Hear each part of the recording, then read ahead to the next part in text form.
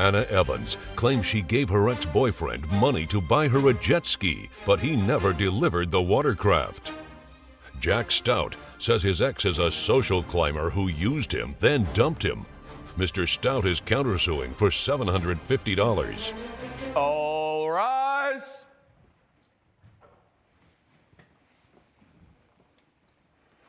Court is now in session. The Honorable Judge Lauren Lake presiding. You may be seated. Hello, Your Honor. Hello. Thank you, Sean. Good day, everyone. Good day. This is the case of Evans versus Stout. Ms. Evans, you are suing Mr. Stout for $1,200 for a refund for your jet ski. Is that correct? Yes, Your Honor. I am suing my ex-boyfriend for $1,200. All right. And Mr. Stout, you are countersuing for parts and labor. That's right, Your Honor. All right. Well, what happened to your jet ski, Ms. Evans? I gave my ex-boyfriend $1,200 to purchase a jet ski for me, which he did. However, he still has the jet ski as well as my title. So, you wanted a jet ski. Were you friends with Mr. Stout? Yes, Your Honor. Or were you dating him? No, Your Honor. We started as friends. When he bought me the jet ski, we were friends. However, we had been hanging out on his boat and with his jet skis, and I knew that he had jet skis. We had been hanging out. It was fun. I liked jet skis.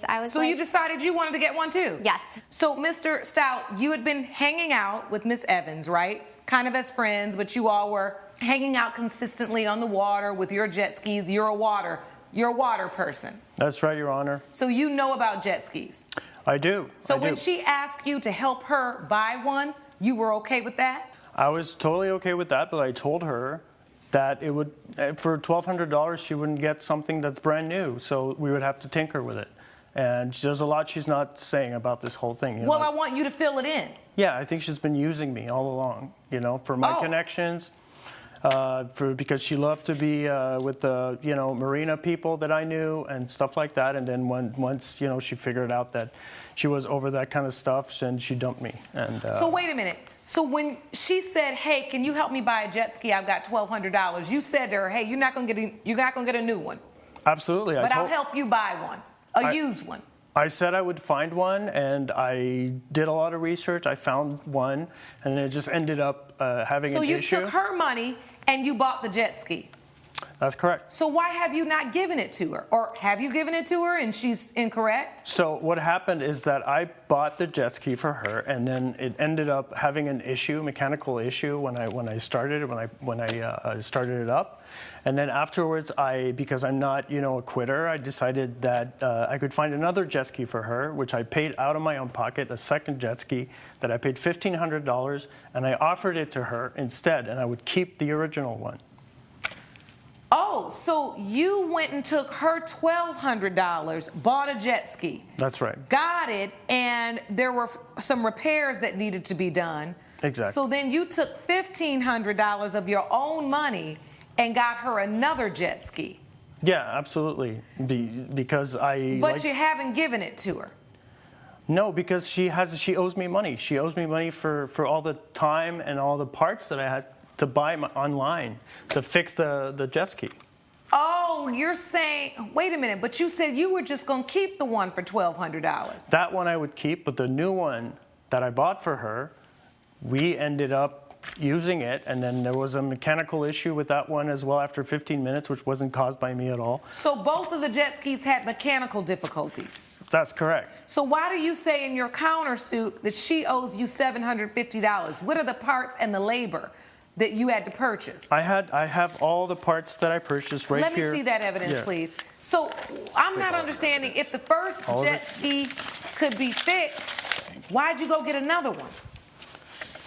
Because the first one wouldn't work, and I felt like I just wanted to fix the problem, but I kept her up to date about everything. I told her. So when he's telling you, Ms. Evans, I got one, but now I got to tinker with this one. You know what? I'm going to find another one. I went on ahead. I'm going to keep this one you got. I'm going to go spend $1,500 and get a second one. Oh, my goodness. You all took that one out, and then something was wrong with it?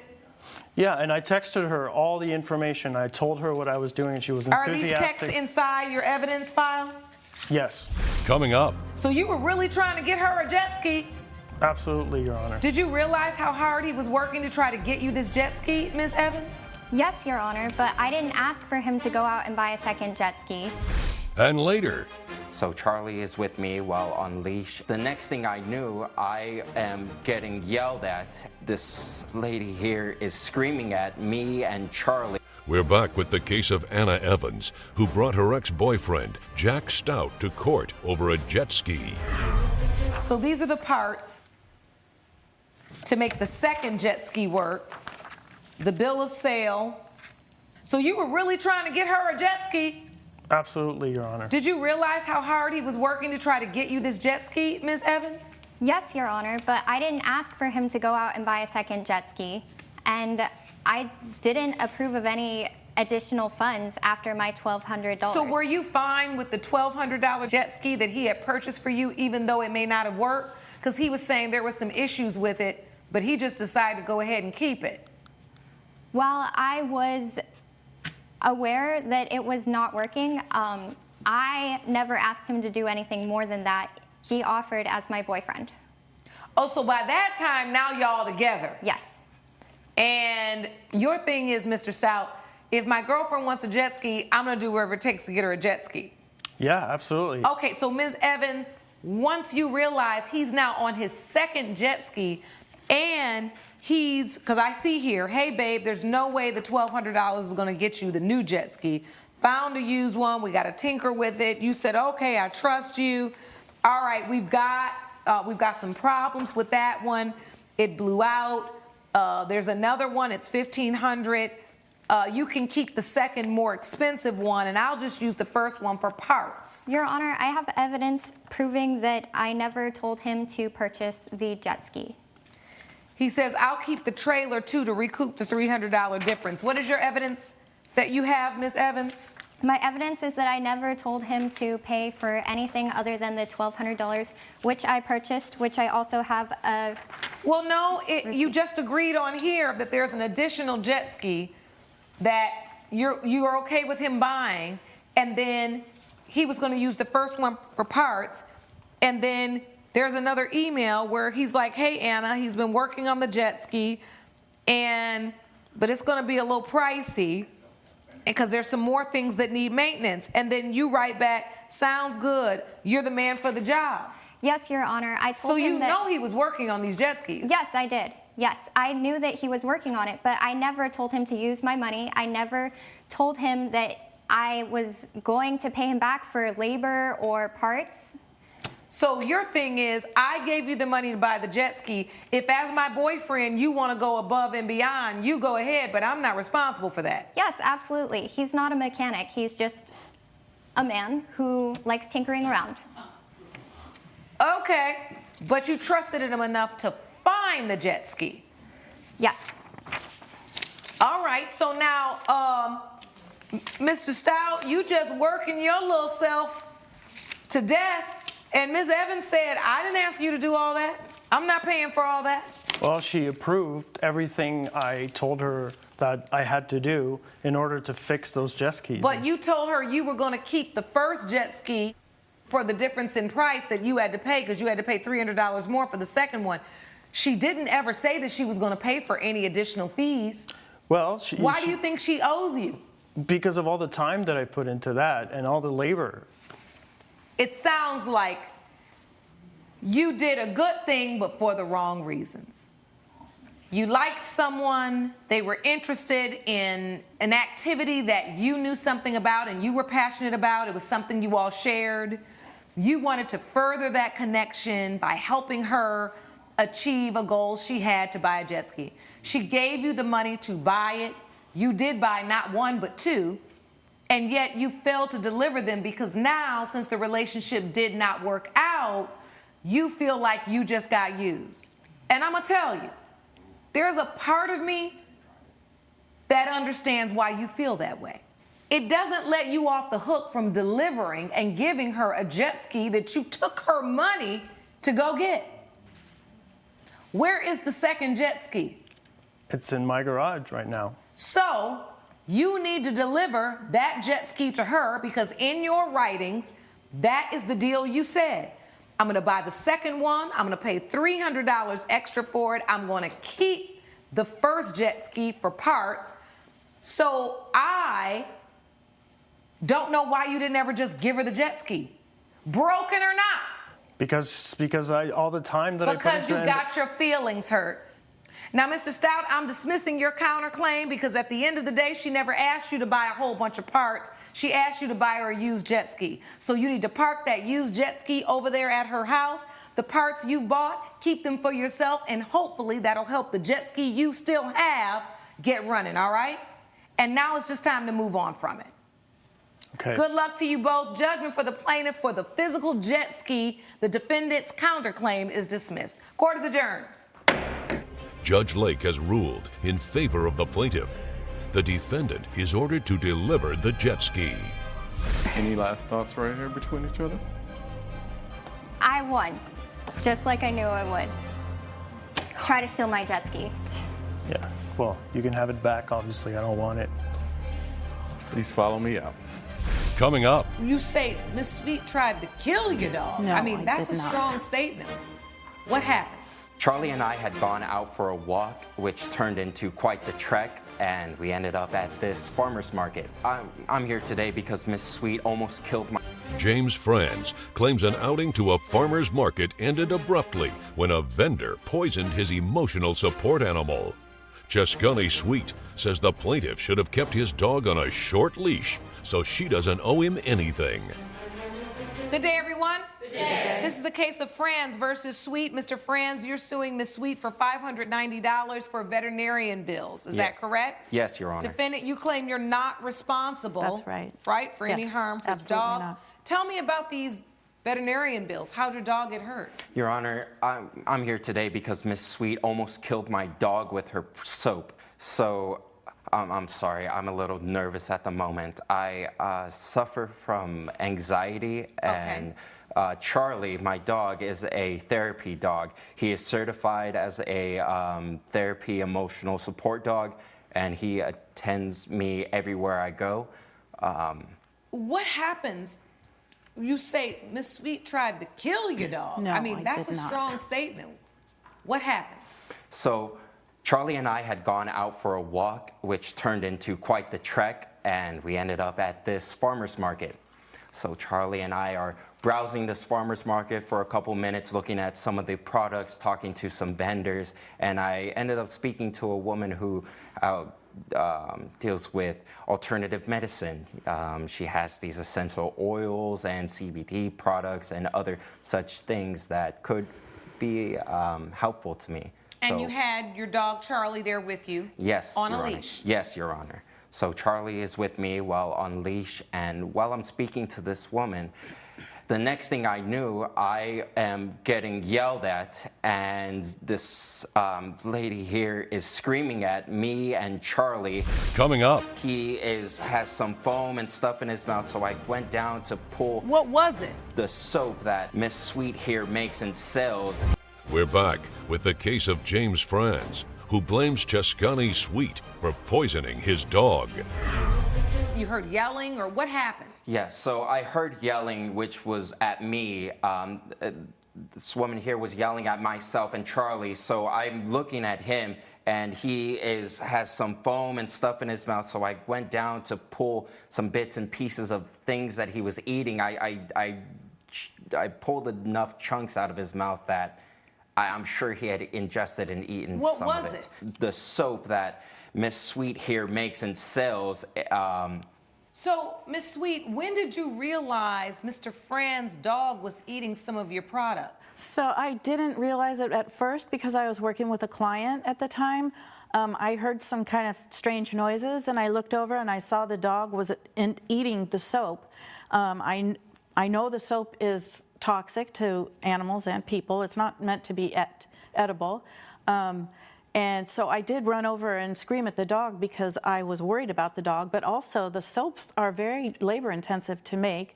They're they're rather expensive. I mean, you were nervous about the dog being okay, and Yeah. also your product Exactly. being eaten up, because that's Yes. why you're there, is to Yeah. make a living. Exactly. I'm an entrepreneur. That's my living. You screamed, but the dog had already eaten some of it. Yeah, the dog had eaten quite a bit. He must be a fast eater because I think he was eating them whole. They smell really good. They were pumpkin soaps, so I guess that's why. With everything at the farmer's market, I don't know why the dog chose the soap to eat, but I did feel I was concerned about the dog and about my soaps. But you'll notice I did not countersue for the cost of the soaps today. And I don't feel that I should be responsible for his vet bills because he did not have control over his dog. Dogs are not allowed at the farmer's market. There's signs everywhere. Judge Lake's verdict when We the People returns. Charlie got hurt because he, while you were talking to someone, was bored and sniffing and smelled some pumpkin. He probably thought it was something good to eat, started eating something that could potentially really harm him and did. Many people don't know that a service dog is different from a therapy dog. So an emotional support dog, right, is there to support you emotionally, a companion. A service dog is usually trained to serve the individual, right? Maybe to perform tasks, maybe to alert someone if there is a panic attack or a heart attack. There are very real training that goes into a dog being a service dog. And I don't think people know that distinction. So in fact, Mr. Franz, Charlie should have never been at the farmer's market because he is a therapy and comfort support dog, not a service dog. Do you understand? Yes, Your Honor. All right. So for that reason, I am going to have to dismiss your case in judgment for the defendant. Court is adjourned. Judge Lake has ruled in favor of the defendant. The plaintiff's case has been dismissed. The judge made the right decision today. You need to get your dog some training. You know, I think I've learned something for sure today, but I think I've had enough of you in my life. I'm not responsible for your veterinary bills. Molly Fallow claims her irresponsible rideshare passenger was so focused on getting social media likes that the car door was torn off after she exited the vehicle. Ava Reinhold says Ms. Fallow doesn't know how to drive, so it's not her fault. All rise.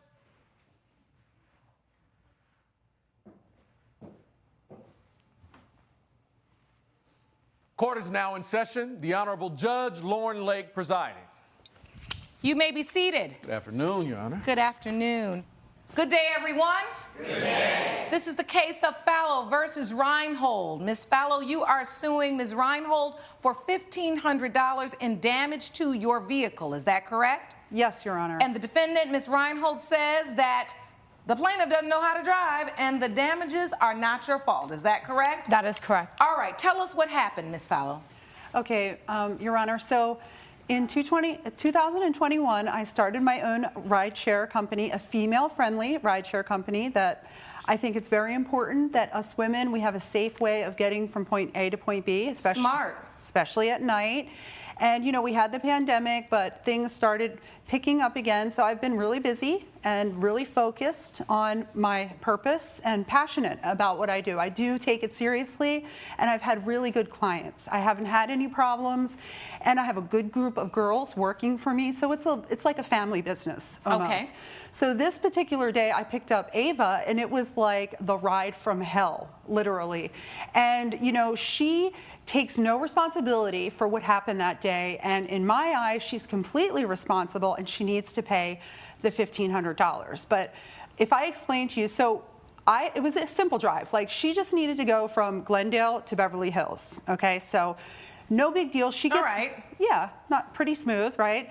I'm familiar with this ride. And we take Melrose, of course, you know. So basically, from the moment she gets in the car, though, things were just not good immediately. Like, she gets in the car, she's on her phone, which I get that, but she's on speakerphone for like 10 minutes. She's talking to somebody on the phone with a very obnoxious voice. They're talking about like all this celebrity noise, like just stuff I don't even need to hear about. But again, no big deal. Like, that's the back seat, I'm in the front seat. Right. Now, Ms. Reinhold, I want to come to you because you remember this drive. Yes. Was it a car ride from hell for you too? For me, it was not. See, I heard about Molly's business. I was on TikTok and I was scrolling through, and it was like this female-friendly rideshare, and I was like, that's great. And I'm very about women supporting women.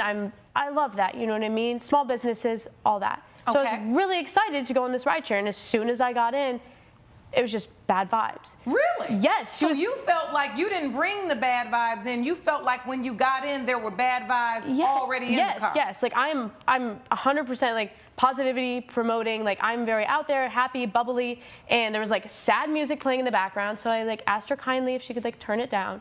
I was on my phone, she was chirping at me about being on my phone, which I didn't think was wrong because I'm in a ride share, you know what I mean? Like I should be able to do my work and my stuff in the back while you take me from point A to It's point not B. necessarily wrong. I mean, it could be inconsiderate if it's distracting to the driver, and also could be problematic if you are, you know, if they're driving and they're annoyed. But I get it. You're in a Yes. ride share that you paid for, and if you need to Exactly. be, sometimes you need to be on speaker if you need to use both hands or you're looking at something. I get it. So wait, so it gets more, you know, this is where it gets hairy because now we're on Melrose, and I get you. Like, Melrose is very hip and trendy. There's a lot going on, and of course, we get past like the pink wall, and she spots that right away, and she's like all, you know, ecstatic and young and giddy. And I'm really trying to do my best to understand the young people today with this whole like me song that they're singing and just all of that, and be like not judgy. So I'm bearing it. But then she's like, oh my God, can you stop? Can you stop? And it's just, it's Melrose, it's busy. And like the decency in me, I just kind of pulled to the side and paused, thinking she's going to take a picture, like out the window. Well, no, she jumps out of the car, literally jumps out of the car. She got out of the car. Did you not? Yes. So she gets out of the car and she does whatever, selfie, taking pictures. So I'm like, okay, fine. I'm like looking around. She gets back in and I'm like, okay, you know, well, nope. She doesn't get in the car. She grabs a tripod out of the car, jumps back out, and I guess was going to start taking video and content. And then in all of that hustle and bustle, the next thing I know is boom, a car comes by and like just takes the whole door off that she left open. Coming up, You asked her to please stop. Yes, I did, and I asked her, and I didn't mean to be bothersome in any way. And she said, okay, and she pulls over Where does she pull over? on the side of the road. And when I went in to grab my Was she in a tripod- parking No, spot? she was parked illegally. and later, What point do you decide the cleansings didn't work? After the 6 weeks of chakra cleansing. we're back with the case of Molly Fallow, who blames her rideshare passenger, Ava Reinhold, for damage to her car. You saw the wall. It is notorious, and Yes. everybody wants a picture there. You asked her to please stop. Yes, I did, and I asked her, and I didn't mean to be bothersome in any way. And she said, okay, and she pulls over. So I hop out of the car, and I'm going in. Where and does she taking a pull picture over? On the side of the road.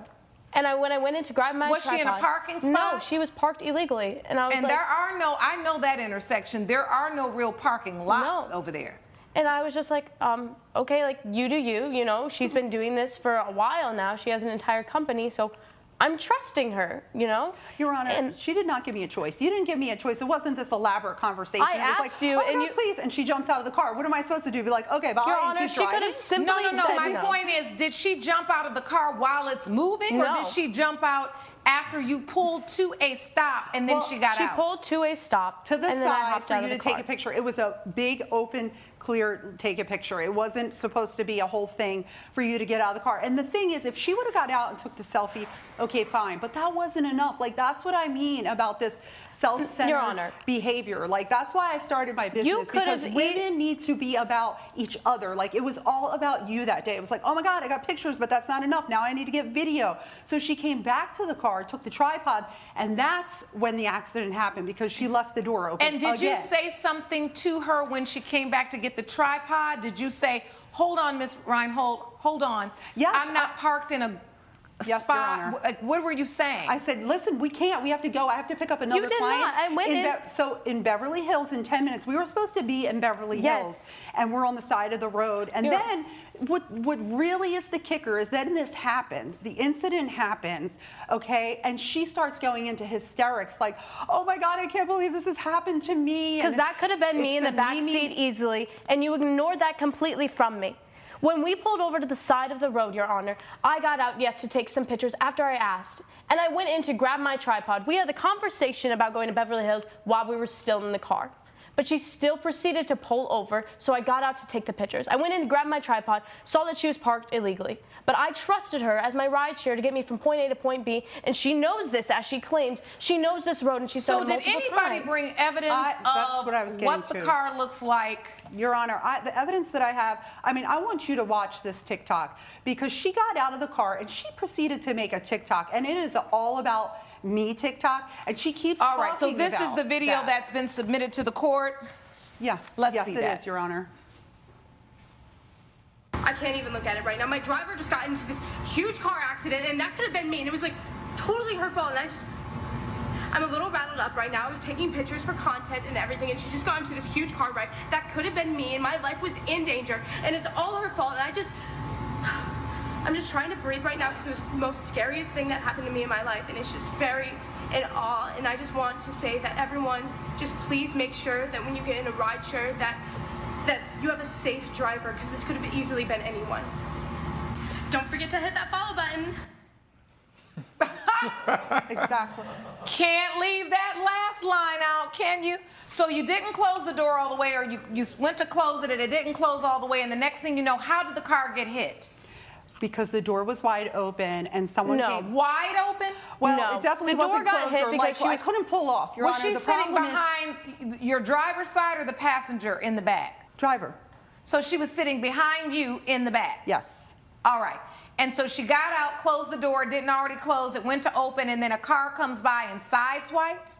Just took the door off. But Took the door- that means you're in the middle of the road. This is tough because I think, Ms. Reinhold, you were being inconsiderate, you were being irresponsible, and you were even being a little bit irrational to think that in the middle of a ride share, you could get out and do a full photo shoot. I don't see how you could think all of that. But the truth is you did, and the crazy thing about it is your driver allowed you to. I didn't have a choice, Which is, Your Honor. no, you actually did have a choice. Because had you not stopped, had you just said, I'm sorry, I have another appointment, there is nowhere for me to pull over safely right now, I've got to keep driving, you have to do what's necessary to ensure a safe passage.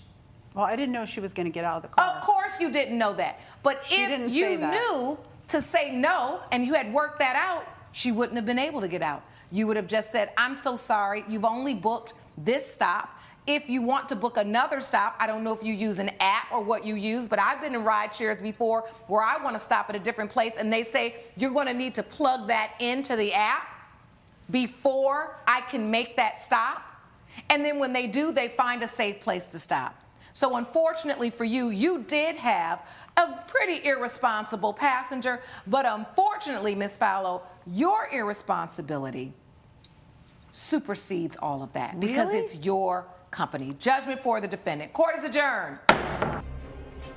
Judge Lake has ruled in favor of the defendant. The plaintiff's case is dismissed.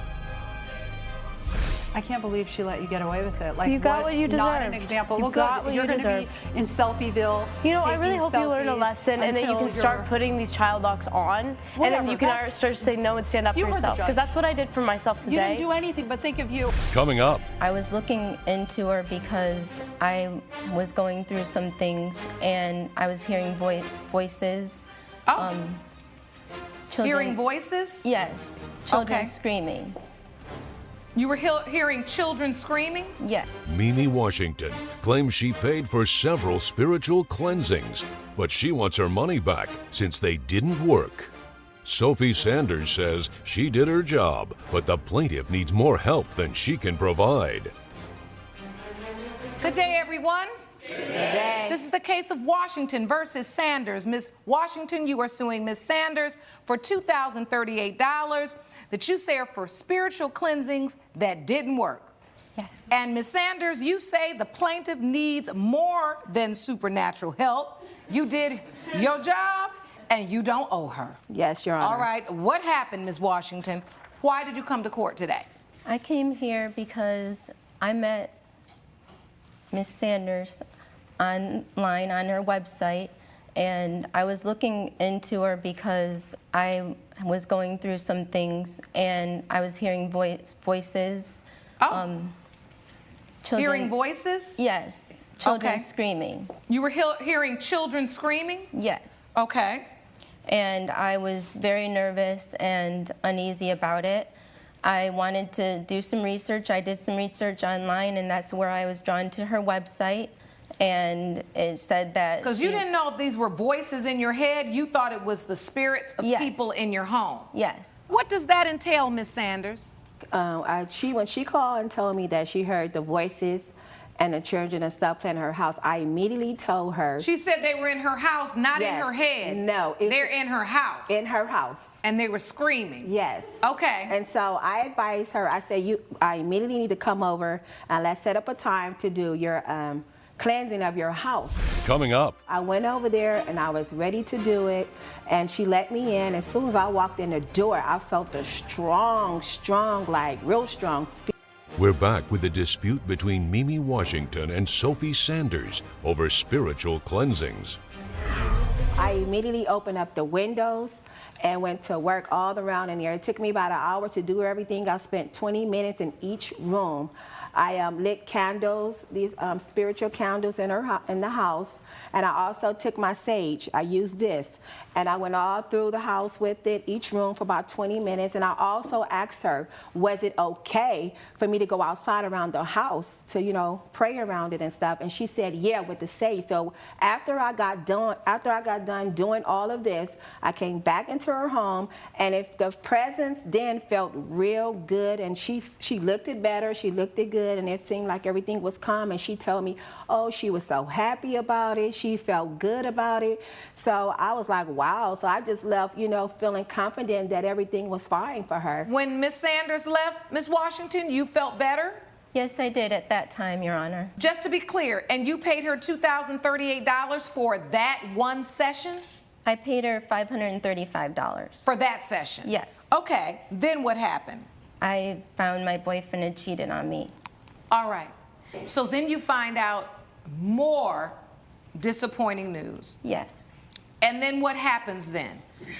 I had nobody again to go to, so I went back to her again. You felt better every time you left her, only to have another bad thing happen, Yes. and then you felt like you were sinking again. Yes. At what point do you decide the cleansings didn't work? I guess I decided that after the 6 weeks of chakra cleansing.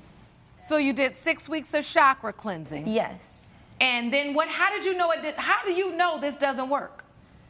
I didn't feel any better. Judge Lake's verdict when We the People returns. I cannot say, based upon what you've testified to, that what Ms. Sanders said she would do for you, which is try to adjust your chakra and cleanse using the sage and pray, and I think she did the extent of what her practices could do, but I think you're going to need more than that. And it is because of this I can't award you your money back, because we really cannot prove that what she did not work at all, when in essence you testified that it did at first, Yes. and then something else happened and you lost that strength. And I want to say to you too, spiritual practice, right? The practice of guiding yourself through trauma or difficult times. It's exactly what it is. It's a practice.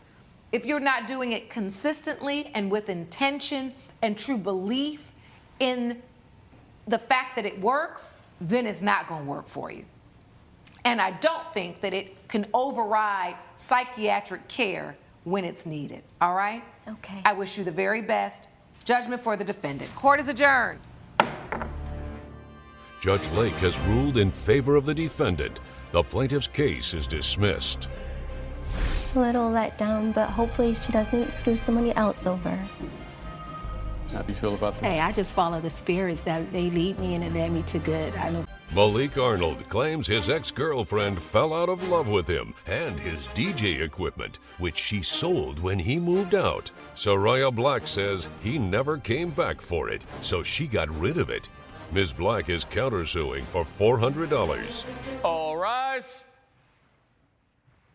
Court is now in session. The Honorable Judge Lauren Lake presiding. Please be seated. You are, Your Honor. Thank you, Sean. Good day, everyone. Good day, Your Honor. This is the case of Arnold versus Black. Mr. Arnold, you are suing Ms. Black for $800 for ma'am. DJ equipment you say she sold. Yes, ma'am. Defendant, you say he never picked the equipment up, Yes, ma'am. and you're countersuing for $400 to damage to your furniture. Yes, ma'am. All right, let's start with you, Mr. Arnold. Please tell the court about this DJ equipment. Well, Your Honor, to start, it was worth $800, and we had an agreement that I would leave it at her house while I was asked to move out our home because she fell out of love with me. So with that being said, the reason why I am suing for my DJ equipment because she went against our agreement that we had because I used that DJ equipment as a side hustle to make extra money for myself and for my kids. But the agreement was until you got your new place. Your Honor, with that being stated, I ended up did getting my own place, but within the time being of that I did get it, I had to spend the month at my mom's house because I was back and forth in jobs and everything. And I spent the next month looking for a place, but I didn't solidify a place to the third month. So within the 3 months that I did find my place, I did take a little extra time to get my place, but was still planning to pick up my DJ. So you're in a relationship, you think everything's going well. How long had you been together before you broke up? We've been together for 7 years before we broke up. Oh, 7 years, that's a long time. It's a minute. So Ms. Black, you fell out of love with Mr. Arnold. After 7 years, you had to be honest with him. Yes, What ma'am. happened? So basically, within the last year of us breaking up, we were just arguing every day about like small things like housework, taking care of the kids. He also has another child outside of the relationship, and he puts in more money into that child. But our kids, it's like I have to step up to the plate just to take care of our own kids. How many do you have? Two. And 2 and 3. ages? They're 2 and 3. Okay. So you come to him and honestly say, I just don't feel like I'm in love with you anymore. Take me back to that day. Yeah, so basically with that conversation, I just told him like we're arguing constantly every single day about literally just small things, the smallest things. You all broke up after 7 years and didn't have any conversations? That's where the fraudulence occurs because I've presented multiple times before we had our kids. It was a different situation. Of course, I didn't have I had just the one responsibility that was different. Now that I have 2 other kids in the mix, it's hard for me to but give. It takes 2 to plan. It takes 2 to have kids. It takes 2 to have kids, but it also takes 2 to have a conversation and for 2 to listen. You felt like Ms. Black wasn't listening and wasn't communicating with you? I feel like that she just made everything about her and didn't look at the other things around it of the other things that I am doing to make sure my family runs well, along with the little child support I have coming out my check from my other child. So Ms. Black, you felt neglected with all of these other things? Yes, I'm still young. I see my friends and other people around at my same age, and they're literally traveling, just exploring the world with men that can provide for them and take care of them. And some of them do. First of all, I'm still 7 years in this relationship, no ring. So you think I'm still gonna be just a boyfriend? Okay, so you're 7 years in a relationship, no ring, but 2 kids. Why have 2 kids if the relationship was contingent on a ring? I mean, I'm not saying it's contingent on a ring. I'm just saying, like, for me to continue being, we're right now co-parenting. Now, have you ever heard the phrase, comparison is the thief of joy? Yes. I heard you say you were comparing your life, comparing your relationship to other people's, and I could just see what you were describing. Their man is taking him here and there, and you're probably looking at all this social media nonsense. Yeah. It is absolutely ridiculous. But granted, a lot of the friends that she does have, I don't know if all of them has kids, but when you have kids, things change. And I have been openly communicating with her about that too. And so when she said, I've fallen out of love, I really want you to leave, you just said, okay? At the time, yes.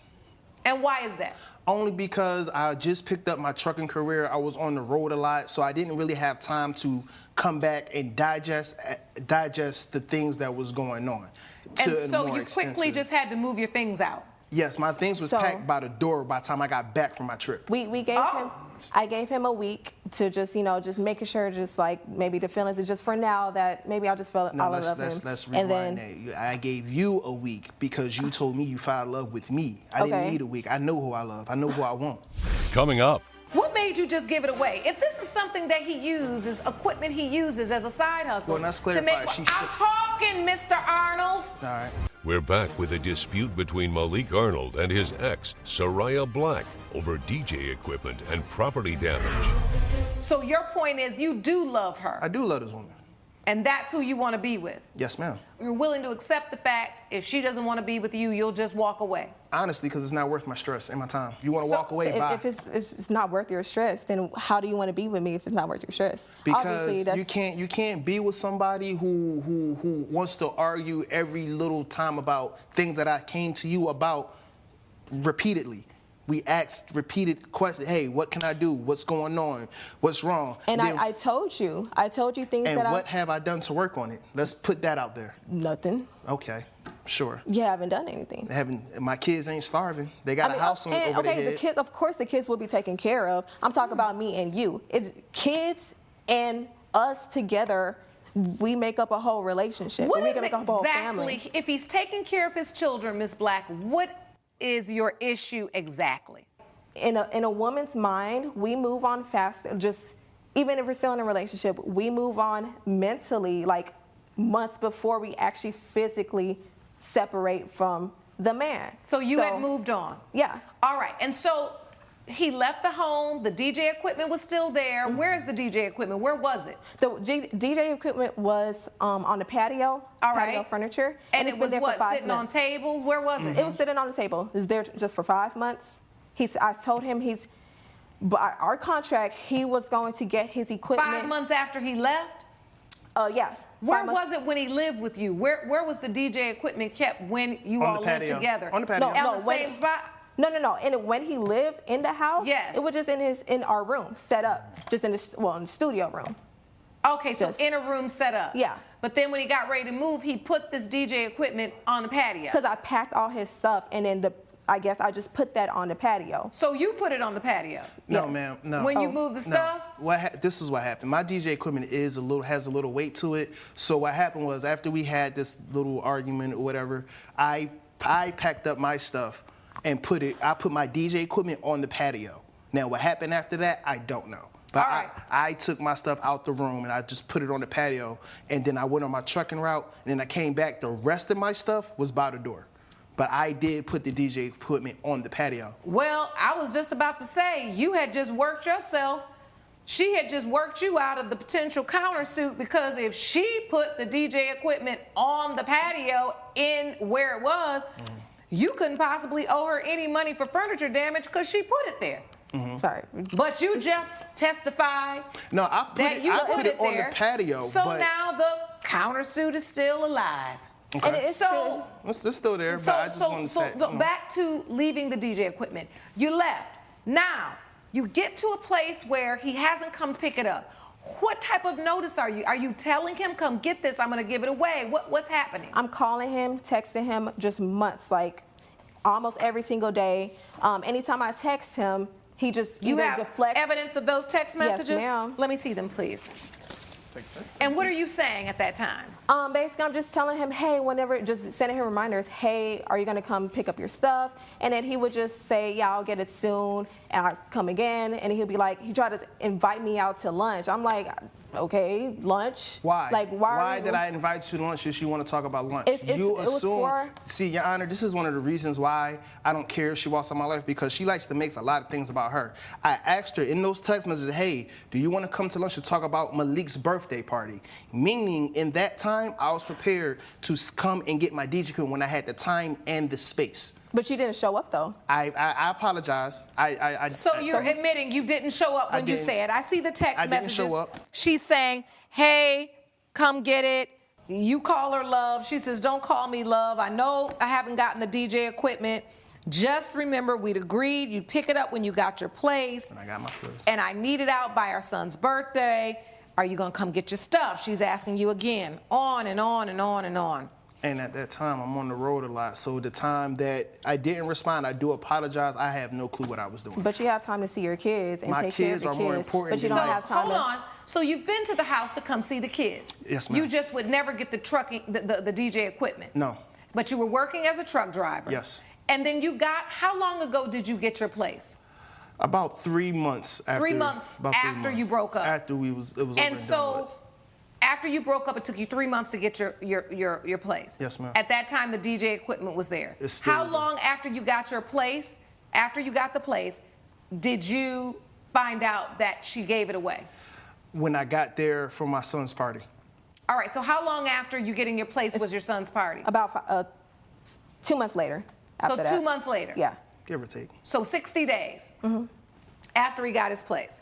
What made you just give it away? If this is something that he uses, equipment he uses as a side hustle. Well, let's to clarify. make, She I'm said- talking, Mr. Arnold. All right.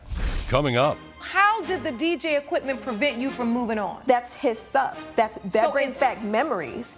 That patio, I use that place as a Patio safe brings space. back a lot of memories too. we're back with a dispute between Malik Arnold and his ex, Soraya Black, over DJ equipment and property damage. Boy, when y'all come to court, y'all got to listen more than you speak. You don't understand. I'm trying to set up to make her have to explain why she would give away DJ equipment that helped you make your kids more money. It doesn't make sense. Why would you just give that away? The 5 months that the DJ equipment has been sitting there, literally he's never used it. So how was What's that he making gonna money go for? do? DJ on your back porch?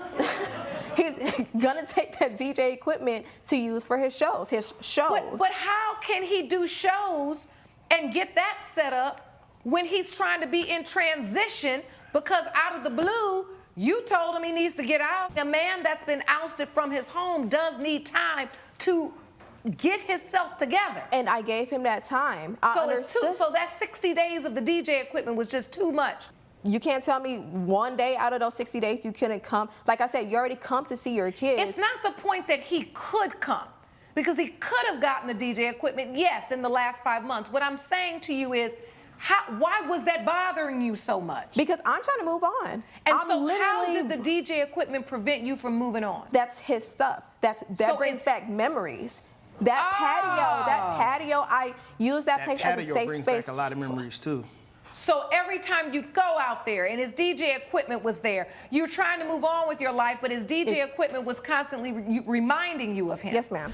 Coming up, How much you sell it for? For $500. I needed the money for our son's birthday party because in the text messages I asked him that our son's birthday party will cost $600. And all he said is just to provide He's pizza. 3. What you need 600 for a 3-year-old for? He's 3. And Get him some pizza and some ice cream. Okay, hold we're back with a dispute between Malik Arnold and his ex, Soraya Black, over DJ equipment and property damage.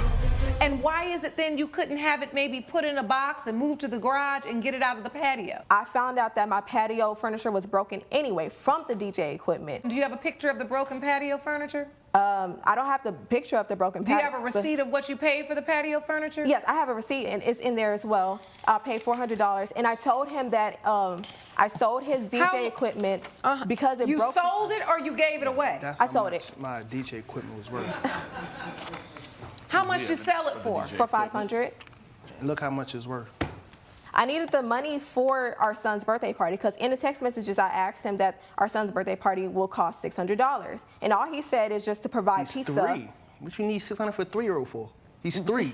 And Get him some pizza and some ice cream. Okay, hold on. Let's stay on track here, because now I see you didn't just throw it away or give it away. You sold it. Yes, ma'am. You sold it because you say you needed money for a 3-year-old's birthday party that pays $600.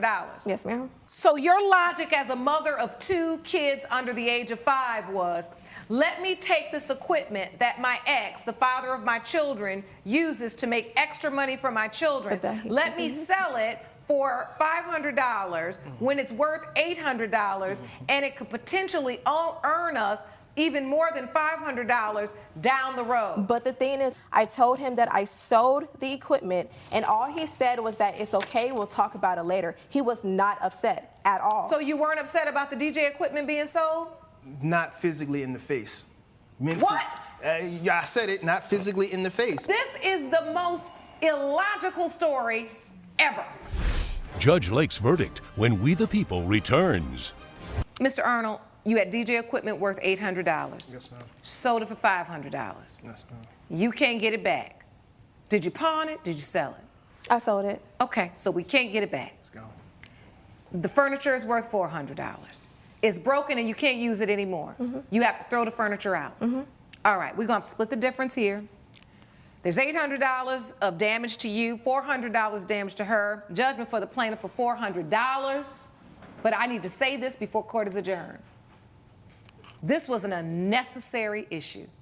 You all have 2 kids together. You should be able to have this conversation between each other and resolve these issues. There are going to be so many more issues that are huger than this that you're going to have to resolve as parents. You have to learn how to communicate. This was, I'm done. I'm done. Judgment for the plaintiff for $400. And if you have something else to say, what you really need to do is direct whatever else you need to say to your co-parent and the woman you say you love, Ms. Black. I'm trying to. Would you like to? I'm trying. Yes, ma'am. Okay, after I say court is adjourned, you do that. Court is adjourned. All rise. Judge Lake has ruled in favor of the plaintiff. The defendant owes $400. Speak your piece. I just need to know one thing. Do you love me? No. No? Why? Because this is what I was going to do. I was going to ask you to marry me, but... Why you so extra? I'm not being extra. It's just that... I guess. Follow me out. So, Ms. Banks, I need you to respond to this because why is it that Ms. Raven's child was not in timeout, nor the child that was biting, but Terrence was? Can you explain that? At the moment in the incident, I had my defendant, Marlene, take the child that was biting and her daughter separately to talk to them because Terrence was obviously upset. He was agitated and he was talking Terrence a lot. was the only one agitated and upset. Well, he would not stop talking and saying, why did this happen? And he's this, and he was very high-strung about the situation. I felt like I had to. Because he got bit? Yes, but the girls were able to go with my assistant and calm down and talk to them. Well, I don't understand, Ms. Banks. I am not a child care provider, but I am a former teacher. So I can see clearly that girls are definitely often more verbal and more mature than boys. Well, I feel Terrence has had repeated behavioral problems, and calming him down and being in a place where he has less stimulus, he's able to calm down, he has less stimulus. So you felt like in that instance the timeout was the individualized attention you were going to give him? But can I? It's also just a minute. I want to hear from her witness. Yeah. Please stand, ma'am. You've already been sworn in. State your name for the court. Marlene Sanders. Ms. Sanders, what are you here to testify to? Well, I didn't see the incident itself. I was there and I heard, the crying, and Terrence was a little bit louder, and so I pulled the girls aside. Terrence normally is talked to by Miss Banks, and I just have a bit of a softer hand. So have you ever had interaction with Terrence? Not as much, no. Why is that? I work more with the younger children. Okay. So the 5 to 6 range, I usually just kind of step in if something happens. And so what did you witness that day? What did you see when you stepped in? There was crying, some shouting, so I kind of just quickly pulled the girls aside to separate them. And did you feel Terrence was overreacting in any way given the fact that he had just been bitten by another student? I feel like all of their reactions were warranted but different, and so it's different to console a quietly crying child than it is a loudly crying child. The way you speak to them is different. How you approach each of the situations was... Do you automatically put the louder child in timeout? I don't know that would be my go-to, but I do stand by what she did. It did calm him down, and it did allow them to resume their activities. All right, thank you for your testimony. What would you like to add? I saw you had something to add, Ms. Matheson. Yes, so a few things. One of the things that she's really done has penalized my son's reactions. So putting him in timeout has not been a situation where, hey, let's calm down, let's talk to you. It's been, you are doing something wrong by asking questions, so that he's become afraid to be curious. He does not enjoy going to the school, and he's scared of Miss Banks and the daytime center and the daycare center. So at what point did you say to her, I'm not happy here and I'd like to have my money returned? Thank you. So when we had, it was the timeouts, I was working with him, I was trying to talk to her, I'd reached out to other parents to understand, sort of what was going on, and the teachers at the school. But then before I was able to talk to them, this biting incident happened, right? And then again, and so I immediately, as soon as I heard what happened, especially that my son was the only one that was disciplined when there was a kid who was biting, and that he had asked, he had said, hey, this kid is biting, we need to do something about it. He hadn't been helped, and he finally hit the child, which my son is not a hitter. He does listen to authority, and he was still being disciplined. I immediately said, I am taking my child out. This is not a safe environment for him, and you need to give me my money back because I paid in advance. And she's saying that she's refusing to because it's not her policy. But I'm saying you did not deliver the service that you promised to deliver, which is individualized attention. He clearly needed more simulation. He has read all of those books. He needed higher level reading. And so in the daycare he's in now, he's getting that attention, and we are not having these problems. Coming up. Have you ever studied highly gifted children? Not specifically studied. I can tell. You would immediately know that a highly gifted child needs and asks why constantly.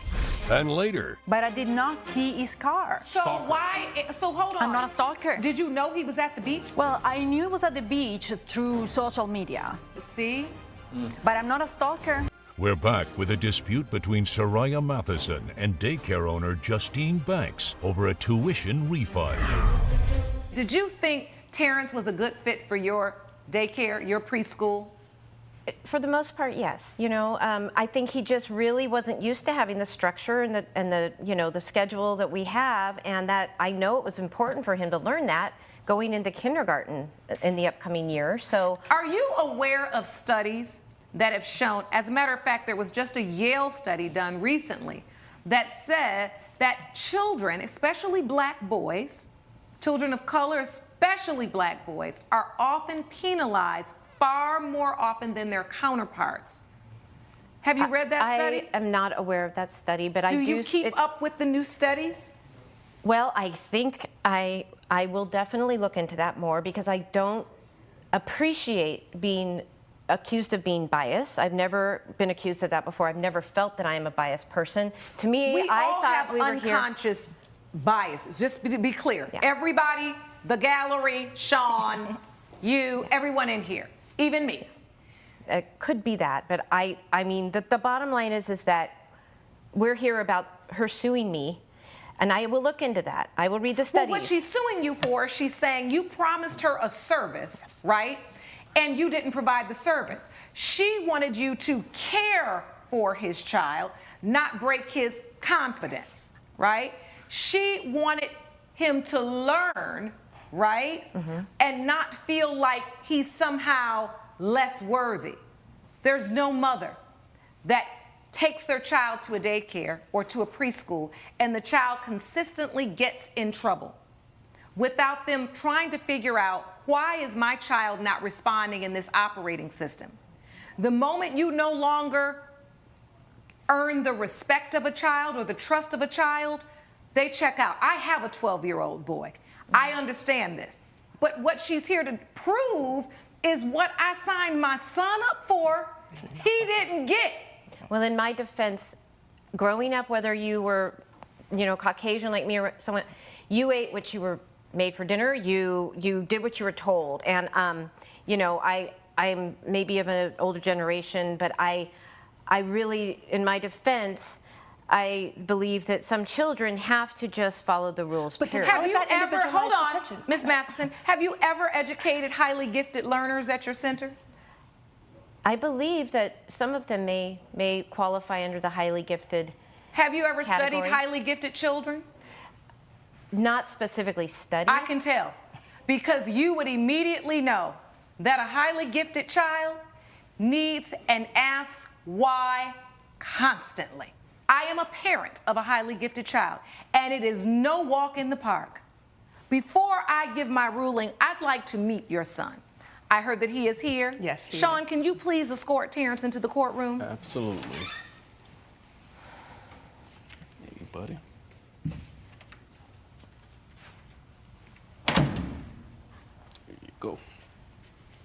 Well, hello, Terrence. Welcome. How are you today? Good. You're good?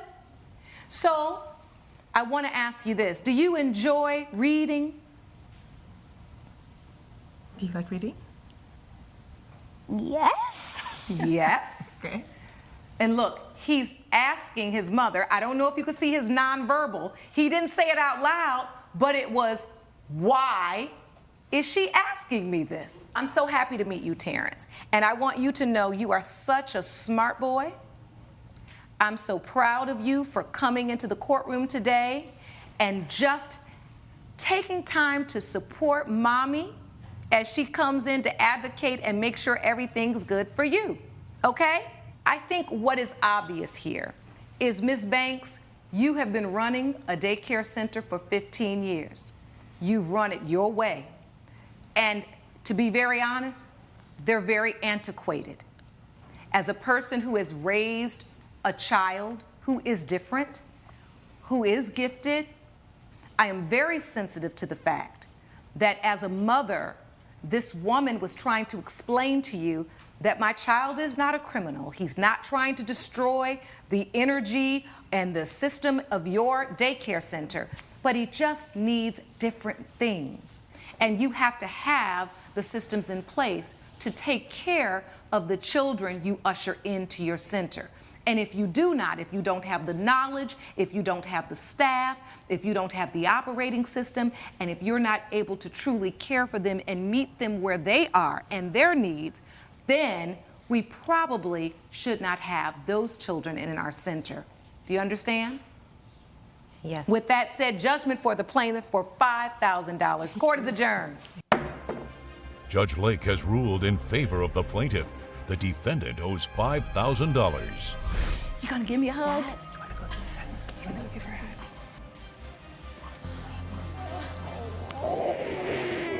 Oh, you're such a smart boy. Thank you for talking to me. Welcome. You. Be good in school, okay? Okay, go back to mommy. Okay. Coming up. I'm suing because they did not pay for the keying. So, Ms. Winters, did you key Mr. Bamford's car? I will never do an act of violence towards him because I love him.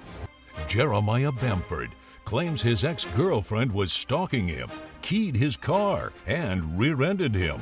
Dara Winters says she had something important to tell her ex, but denies keying the car. This is the case of Bamford versus Winters. Mr. Bamford, you are suing Ms. Winters for $1,234.77. You say in property damages, is that correct? Yes, Your Honor. And Ms. Winters, you say you do not owe him a dime. Yes, Your Honor. So, Mr. Bamford, tell the court what happened.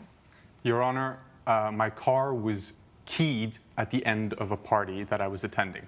I was at a beach. Were you in beach parking, or were you just like on the side of the road? On the side of the road. All right, and you went to the beach, you came back out, and you saw that your car was keyed. Yes, I called the police immediately to report the damage that was done. Did you think it was random vandals, or did you think it was a person? What did you think initially, your Initially, first I thought it was random. All right. And then on our way down to the police station, I got rear-ended by my ex right here, Dara.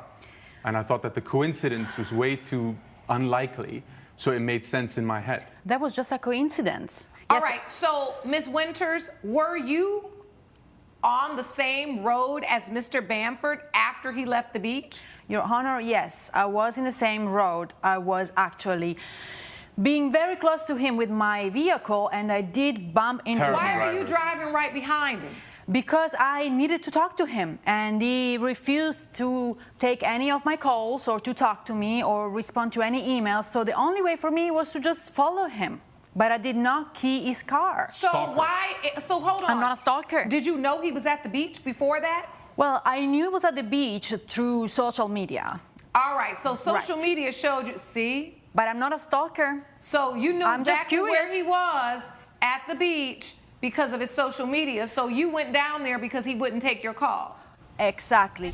Coming up, I just want to talk. Well, we're here now, and you have my undivided attention as well as Mr. Bamford's. What you want to say? we're back with the case of Jeremiah Bamford, who has accused his ex-girlfriend, Daryl Winters, of keying his car.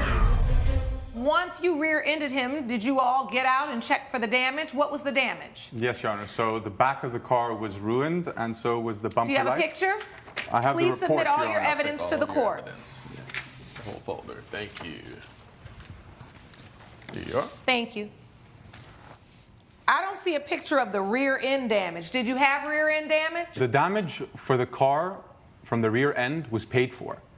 I'm suing because they did not pay for the keying. So, Ms. Winters, did you key Mr. Bamford's car? I did not key his car. It was just an accident to be next to him and have to bump his car. Mr. Bamford, you've also brought a witness. Is that correct? Yes. I'd like to hear from her. Ma'am, please stand.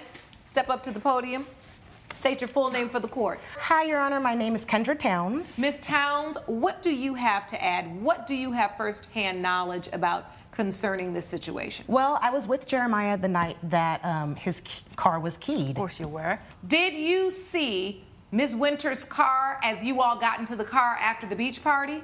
No. However, Your Honor, I have, since moving back to LA, been seeing Dara in the most random of places. Well, I just want to talk to you. She knows that she's been blocked off my social media. Your Honor, I was trying to talk to him. I just want to talk. Well, we're here now, and you are under oath and sworn to tell the truth, and you have my undivided attention as well as Mr. Bamford's. What you want to say? Your Honor, I was pregnant when Mr. Jeremiah and I were still in touch, and I had a miscarriage. I'm sorry to hear that. I know. Ms. Winters, I have to ask you, and since we're in court, you need to respond truthfully. Were you so angry at Mr. Bamford that you would go and follow him and key his car while he was at the beach? Your Honor, was I angry? Yes, of course I was angry, but I will never do an act of violence towards him because I love him. Judge Lake's verdict when We the People returns. It seems like it is very possible that you would key his car out of frustration and desperation. However, the problem is, Ms. Winters and Mr. Bamford, we have absolutely no evidence that puts you anywhere near his car at the time that he was at the beach party, but for you finding him 10 minutes later down the road in your car. And so I cannot, for that reason, award you any damages because you don't have any evidence that really puts Ms. Winters in position to have keyed your car. Judgment for the defendant. Court is adjourned. Judge Lake has ruled in favor of the defendant. The plaintiff's case is dismissed. Do you have anything else to say? Restraining order. Just absolutely no more stalking. You can't follow anymore. Just get out of our lives. There is really. no evidence no, that Dara, I did you've done anything this wrong. for just way too long. Trina Lassiter claims she was fired after creating an easy dance routine for a bride and her 22 bridesmaids. Keisha Simmons says the routine was too difficult to perform as she's no longer a professional dancer. All rise. Court is now in session. The Honorable Judge Lauren Lake presiding. Please be seated. Hello, Your Honor. Hello. Thank you, Sean. Good day, everyone. Good day. This is the case of Lassiter versus Simmons. Miss Lassiter, you're suing Miss Simmons for $1,250 for an unpaid balance on a contract. Is that correct? Yes, ma'am. And Miss Simmons, you say that she failed to perform. Is that correct? That's correct, Your Honor. All right. Talk to me about the nature of this contract, Miss Lassiter. Okay, so Mrs. Simmons hired me to choreograph this dance for her wedding reception. And she tells me there's going to be about 22 bridesmaids, including herself, and that they're all professional dancers, right? And we agreed to do at least, 8 dance rehearsals to be properly prepared for the wedding. So the terms were have 8 rehearsals, and then I get the payment for doing the choreography. But somewhere in there, she didn't like what I did, or she felt like they were incapable of doing it. How much were you supposed to get paid? $2,500. $2,500. Was there a down payment made? The deposit, yes, ma'am. There was a deposit, what, 50%? Mm-hmm. So $1,250? Yes, ma'am. And she's. And yes. do you have that contract with you? I do. May I see it, please? Absolutely. So you're supposed to choreograph a dance. Is this just for Miss Simmons, or was this for Miss Simmons and the bridesmaids? Yes, ma'am. So it's for the entire wedding party. So it's for Miss Simmons and the 22 bridesmaids. 22? Mm-hmm. Wow, that's a lot. Actually, this was my very first wedding. My husband and I have been married for 15 years, and we weren't able to have a wedding a long time ago. So this was a big deal for us, and I had 22 bridesmaids. So this was like a vow renewal, but your first wedding ceremony. Absolutely, and I've known Trina ever since she was a little baby. Yes, I'm friends with her mom as well. So what's the problem? Well, the problem is I had explained to Trina that I'm no longer a professional dancer. As a matter of fact, I'm a businesswoman. I have several businesses, and my bridesmaids are businesswomen, and we take care of the household. We're not dancers anymore. We haven't danced in over 20 years. Which is why you needed the choreographer. Exactly, and I specifically said, I need something just very simple, something that is just a little shoulder movement, a little hip movement, and maybe just a turn. But that's it. We were not looking for a Beyonce, first-time show. We weren't looking for that. So you made up the dance, you got the deposit, and you made up the choreography. Correct. No, absolutely no. She didn't make up a choreography. She actually came to the first rehearsal unprepared. And then she started demonstrating very difficult moves that none of us could do, and then she couldn't break it down. So it was a mess, the first rehearsal. So hold on. Miss Lassiter, did you come to the first rehearsal with a choreographed dance for her bridal party? Yes, I did. And the very first rehearsal we had was 2 weeks in advance to the wedding. Now, what the contract says is that we need at least 8 weeks in advance to rehearse so that we could be properly prepared. When I get there, everybody have 2 left feet. It was a hot mess. All right, here's the contract. Choreography fees must be paid in full 30 days prior to the event. Well, you all were already 2 weeks out, and you just did your first lesson. Absolutely. Exactly. Because I reached out to her multiple times, and I could never get through. She had me communicating through the wedding planner. Actually, when we had our first conversation, I had said to Trina, I'm a businesswoman. I schedule everything. And so? And so she didn't schedule it. And so I said, well, can you give us something? So she started sending me these TikTok tapes. So you were getting these TikToks and you were saying to her, this isn't the vibe. Not only that, Your Honor, it wasn't her. It wasn't her on the TikTok. She was giving me other dancers that were advanced dancers. This was one of them did the splits. I can't do that. I told her in our initial conversation, I had back surgery a couple years ago. I can move a little, but I can't dance. So you were looking at you were looking for some choreographed cuteness. Yes. For you and your bridesmaids to do what at the reception?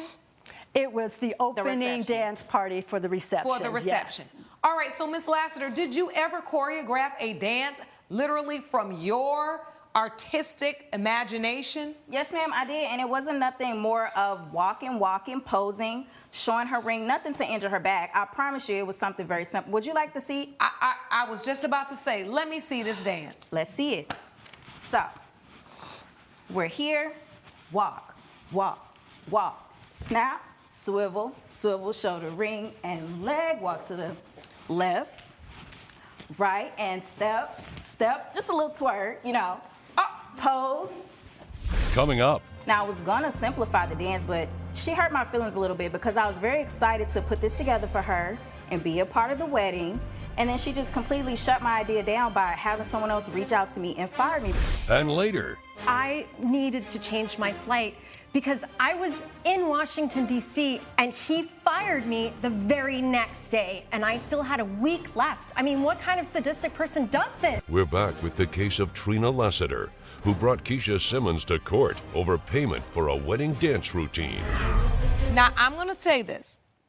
Miss Lassiter, what you demonstrated, it is a cute, feminine dance. I mean, the twerking and this. I mean, she's been married for many years. There's nothing wrong with a good twerk, but she might not want to do it in front of everyone. She might want to do it privately. Mm-hmm. But if she said, hey, this is a little bit too much, can you break it down some to make it a little simpler? Could you do that? Yes, Your Honor. She reassured me that all of the bridesmaids were professional dancers. I think there's a big miscommunication. I did not say that. I clearly told her we are businesswomen. Right. And if you're a businesswoman, you should have read the we're contract. not dancers. So I see you reaching out to Miss Simmons. I want to see when you wanted to schedule rehearsal. She says back, I'm still just so busy. Don't worry. Most of the bridal party are dancers. They'll learn quickly. And this is when you were thinking what? That the dance would be simpler. No, I knew early on that it was going to be trouble. Now, I was going to simplify the dance, but she hurt my feelings a little bit because I was very excited to put this together for her and be a part of the wedding. And then she just completely shut my idea down by having someone else reach out to me and fire me before I can even... Why did you fire her before she had a chance to just remedy the situation? Actually, I did give her a chance to do that, and that was the first rehearsal. As I said, Judge, my expectation as a business person, when I work with vendors, you complete the service, you get paid. She came into the very first rehearsal, she didn't have a plan. So what do you mean? You just ended the rehearsal. You just said rehearsal's over, Miss Simmons? We had a rehearsal for 1 hour. That's what it was planned for. Did it go for the entire 1 hour, or did you cut it short? It went for the entire hour, and we did not complete the job. I told them that we would need a second rehearsal. I would come back with a simplified version of the dance. And then from there... And you were never invited back for the second rehearsal because you got fired? Correct. Did you hire someone else to do the dance? Absolutely not. As a matter of fact, me and my bridesmaids, we created our own dance. We didn't use any of her steps. When we had our rehearsal, we weren't prepared, but we got it done. Well, that's what you should have done in the first place. Because at the end of the day, you hired a professional dancer to create a routine. What I'm hearing from the testimony is Ms. Lassiter tried to send you different videos. What's your vibe? What do you want? I see from your text messages she's trying to reach out to you. You're saying no, no, no, because at that point you're done because you didn't like the dance that she did. And you also never gave her a chance to ever present something that was satisfactory to you. Only 1 hour you gave her to do that. However, I noticed immediately that we couldn't do what she did. Right. So, but you said in your text messages, hold Your on. Honor, you said most of the women are dancers. we haven't danced in years. We're not that's dancers. not it. Hold on, let me see. Because I don't see that in the text message. Let me see. I clearly told her that in the conversation, Your Honor. All right, let me see. I was very clear about that. Well, you did say most of the wedding party is dance, so don't worry too much about it as long as you don't make it up on the fly. So what does that mean? I was very clear, Your Honor. As I had said, we are not dancers at this point in our lives. But making it up on the fly it doesn't matter whether you're dancers or not if she made it up when she got there. Because sometimes she might want to see what you can do before she creates a whole dance. But she's known me for years. She knows. But she's never taught you a dance before. This was before I broke my back. The whole thing is okay, so hold on. Miss Simmons, you got to make up your mind. You got to make up your mind. Either you're a dancer, so don't worry about it, which is what you said in the text, or you're a woman that broke her back, that has very little mobility. I want super simple dance steps that will be easy for me to do given the fact that I have limited mobility after breaking my back. I do not see this conversation anywhere. We've had that conversation on the phone, and I do apologize, Your Honor. But you didn't give her a chance to come back. I did. No, you did not. You fired her after the first rehearsal. I did not fire her after the first rehearsal. That is not true. Because she actually sent me TikTok videos. Well, look, and all right, I'm done with it because I'm done. The story's all over the place now. I'm done with it. That's what she said. Listen, I'm done with it. Actually, Your Honor, I'm done hearing it. And if you say you're a businesswoman one more time, I am going to knock this gavel up beside my head. Because any business person would know you didn't live up to the contract that you signed. That's for not that true. reason, judgment for the plaintiff, $1,250. Court is adjourned. All rise. Judge Lake has ruled in favor of the plaintiff. The defendant owes $1,250. I had asked you A to rehearsals, put. I had period. asked A you to rehearsals. put together the dates. Right. The very beginning. Did you come to and you rehearsal? failed to do that. If it was a mess, that's not on me. A It is on you rehearsals. because you failed to put those dates together. Coming up, The only thing I had access to was my personal email that stated, "You are officially terminated," and I still had 5 more days left in DC on this business trip that I had to financially cover and pay for myself. Jen Scout claims her boss fired her without warning while she was on a cross-country business trip, leaving her stranded. Alex Morales says the plaintiff's airfare and hotel were fully paid for, and changing travel plans was her decision.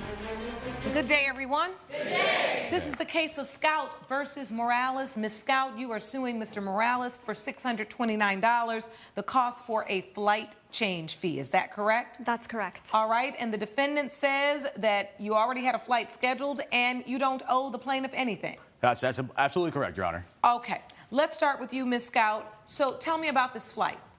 Yes, Your Honor. So I am suing my previous boss. The reason being is that I needed to change my flight because I was in Washington, D.C., and he fired me the very next day, and I still had a week left. I mean, what kind of sadistic person does this? So you flew from Los Angeles to D.C.? Yes, that is correct. To meet a client?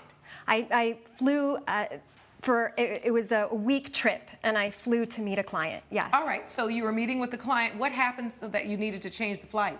The flight was delayed when I got to D.C., and Which you let nobody know about. because of the flight change, there was also the time zone. So DC to LA is 3 hours ahead, and that was completely my fault. I completely slipped my mind, and so I missed the meeting. And so the very next day, I logged onto my computer to talk to my boss to see if I could reschedule the meeting, and I wasn't even able to get on the computer. Everything was canceled. The credit card was canceled, my chat was canceled, my email server was done. The only thing I had access to was my personal email that stated, "You are officially terminated," and I still had 5 more days left in DC on this business trip that I had to financially cover and pay for myself. Coming up, And what happened, Ms. Morales? I mean, that client obviously got back to you. My client was exceptionally upset. I got a strongly worded email. we're back with the dispute between Jen Scout and her former boss, Alex Morales, over travel fees she paid to get home after getting fired. So, Ms. Scout, tell the court what happened. Why did you need to change your flight?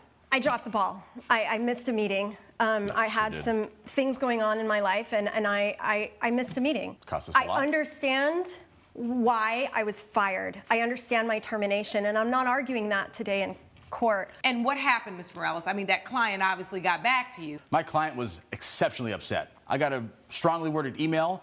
This contract is one of our largest accounts. It's $100,000 a year. And as such a small firm, we can't afford to lose this type of client. All right, and so you had, your company had provided, while she was working, a room and Company a return credit card? flight.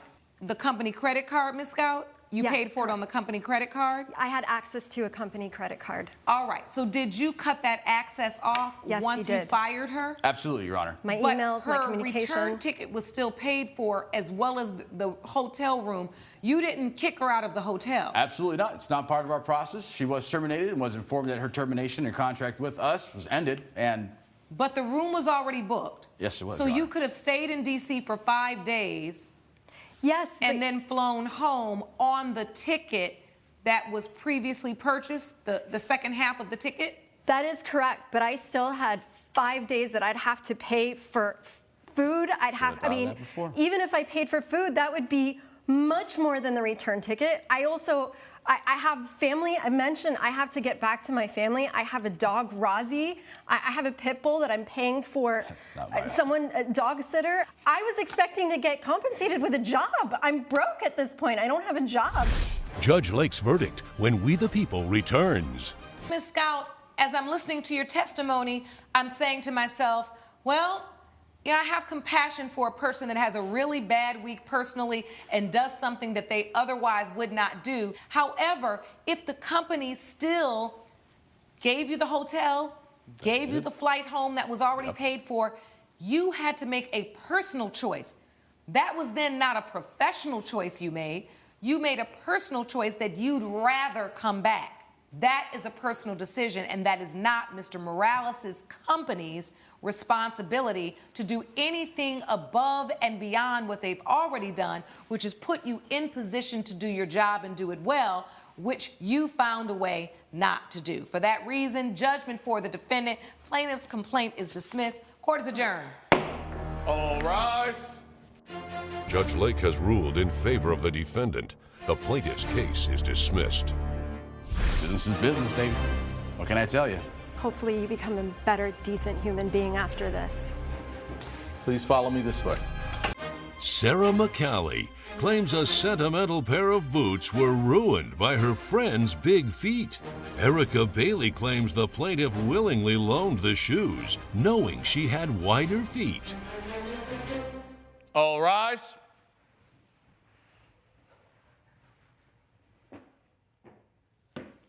Court is now in session. The Honorable Judge Lauren Lake presiding. You may be seated. Thank you, Sean. Good day, everyone. Good day. This is the case of McCallie versus Bailey.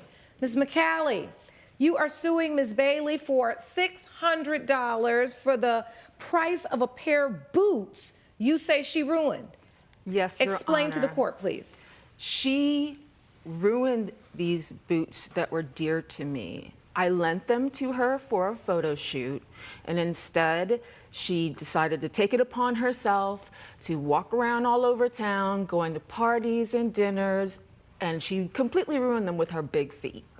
Okay, so these are the boots, I presume? Yes. You gave them to her willingly. You said you can use them for a photo shoot, and that was all. And how long was the photo shoot supposed to be? I'm not sure how long the photo shoot was supposed to be, but I know that she wasn't supposed to be going out afterwards in my shoes. Okay, Ms. Bailey, you needed to borrow the shoes for a photo shoot? Yes, Your Honor. I'm an influencer, and part of the work that I do is I sometimes book with photographers, and they ask me to come with new outfits every time to take photos, provide new content.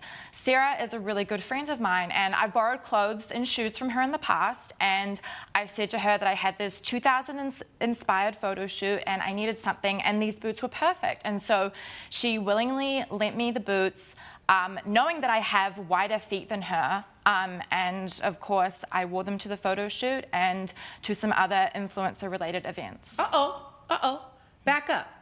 So you wore them to the photo shoot, admittedly. Yes. And then you added on to some other influencer-related events. Yes, Your Honor. So those events were connected to this photo shoot. The photographer presented additional opportunities after the photo shoot to wear the outfits out on the street to really promote the whole lifestyle that goes along with being an influencer. Your Honor, she wore them more than one day, because I had I'm a spoken word artist, and I had an event the next day, and I saw her posting on social media in my shoes. And I told her that they were just for a photo shoot. I had lent her a pair of shoes before that she completely ruined, and I said to her, girl, you have some big feet. And I took a note of that, and I have not lent her shoes since. So this has happened to you before? Yes. So it's not surprising that she's borrowing something of yours? That's correct, but I feel like she disrespected me by wearing my shoes that are dear to me. These are actually my mom's shoes. They're really sentimental to me, and she knows this. And you knew that these shoes were special to her, right, Ms. Bailey? Yes, I was aware of that. So let me ask you this. When she let you use them for the photo shoot, once this photographer said, I have additional opportunities for you, did you then text her, call her, or ask her, hey, he's saying that I could wear these shoes again, here, here, here, and get more? What's the influencer life? What do you want? Yeah, content, likes, that's followers. It. Content. Right. You want more content so you can get more views and followers, and the boots are cute. I'm trying to think, what is the name of that plaid? I had a skirt like that years ago. It's like tartan? Is it tartan? Is that it? Gallery? Do we agree on tartan? Tartan plaid. And a sparkle heel? Yes. Sean, let me see that boob. Yes, sparkle heel. Okay. I love those boots so much, and now I can't love really them wear too. them. They would go good with my robe. They sure would. But anyway, these are cute and they're special. Yes. I can say, as a person that has a little bit of a shoe issue myself, haven't seen these. These are not out now. These are something you can't easily replace. That's correct. All right, I'm gonna hand it back to you because don't you even try to say I did something to your boot. But back to the point. So, Miss Bailey, once you realized you could get these extra shots, Yes. did you say to her, can I use them for additional things? Yes or no? No, I did Thank not, you. Your Honor. Coming up, It is about the boots, but about more than the It's boots. about way more than the boots. She promised to come to my spoken word events, and when she didn't show up, I was really, really upset. That's like a slap in the face. and later, I paid for his tuition. He lasted 3 months. He came home from break. He never went back. During that time, he went out partying a lot.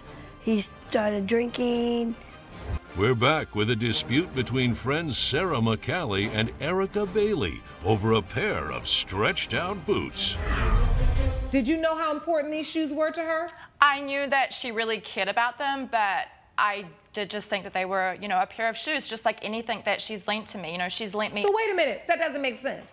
You're talking out both sides of your mouth now. You knew the shoes were very important to her, but at the same time, you just thought it was like everything else. How is it like everything else if they were important to She's her? lent me other things that have also been important to her. I Not just didn't realize. important, expensive. These shoes were expensive. So it's not like,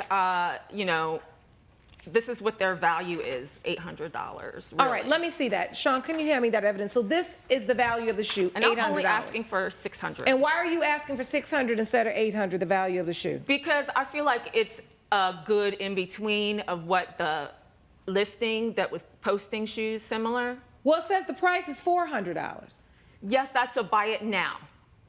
But people, they wanted to make at least $800 on the shoe from bids. But you could have bought it now for $400. Yes, but those aren't my shoes. But they have the glitter heel. They're not my mom's shoes.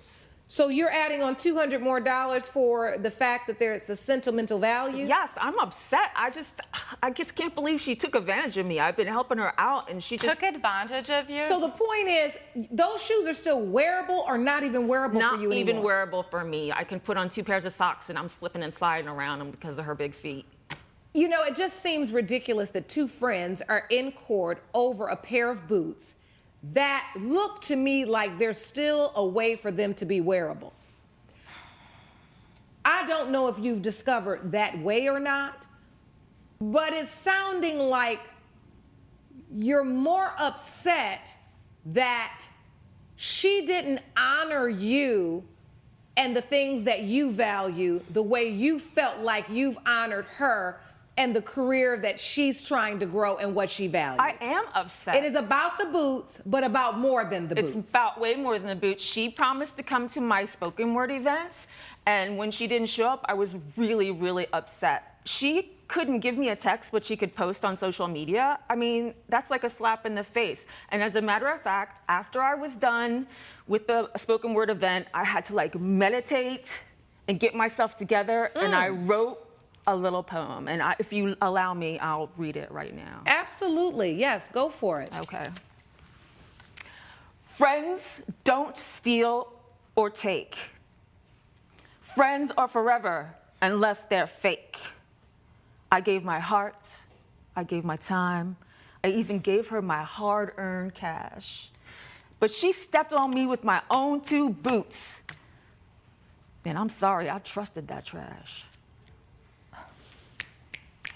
Y'all have to do like that in the gallery. Well,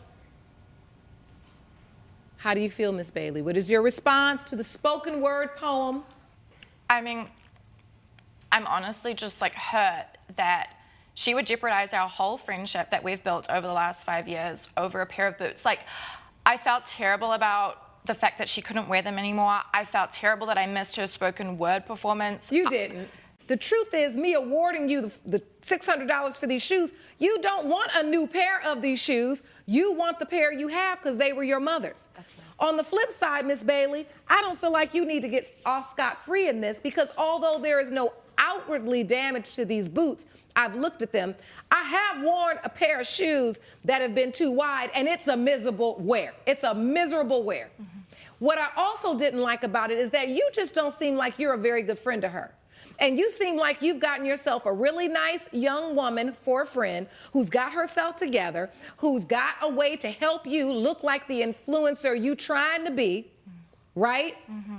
And you are using her up and not giving her the same type of care in return. How many pair of shoes do you think you get to stretch out of hers before you owe her a pair of shoes? I just think honest mistakes happen. But this wasn't a mistake. You wore the shoes more than one time. I did, Your Honor. You did? Yes. I didn't anticipate they would stretch out that much wearing them a few more times. Okay, that's the point. So you have honored the fact that you wore them longer than what she said you should wear them. Yes, Your Honor. Because of that reason, because she admits that she wore the shoes longer than she should, and as a result of that, there's damage to the shoe, I am going to split the difference between the two of you because I think you're both wrong. You wrong, Miss McCallie, because you've got to stop lending your things. I don't know if you are trying to buy her friendship. I don't know what it is that you feel this need to support this young woman at your own detriment continuously when you've already been put on notice that she stretches out your shoes. On the flip side, you cannot just be on Easy Street in her tartan shoes, right? Running down the street, influencing everybody and making money from being an influencer, but tearing up somebody else's property. Mm-hmm. For that reason, judgment for the plaintiff for $300. Court is adjourned. All rise. Judge Lake has ruled in favor of the plaintiff. The defendant owes $300. You know, they say that shoes make or break an outfit. Apparently they make or break a friendship too. Look, I just wanted you to see what you were doing to me. I can't believe that you dragged us to court. Look, over a pair of boots. We can still be friends if you want. I just wanted you to see how you were treating me.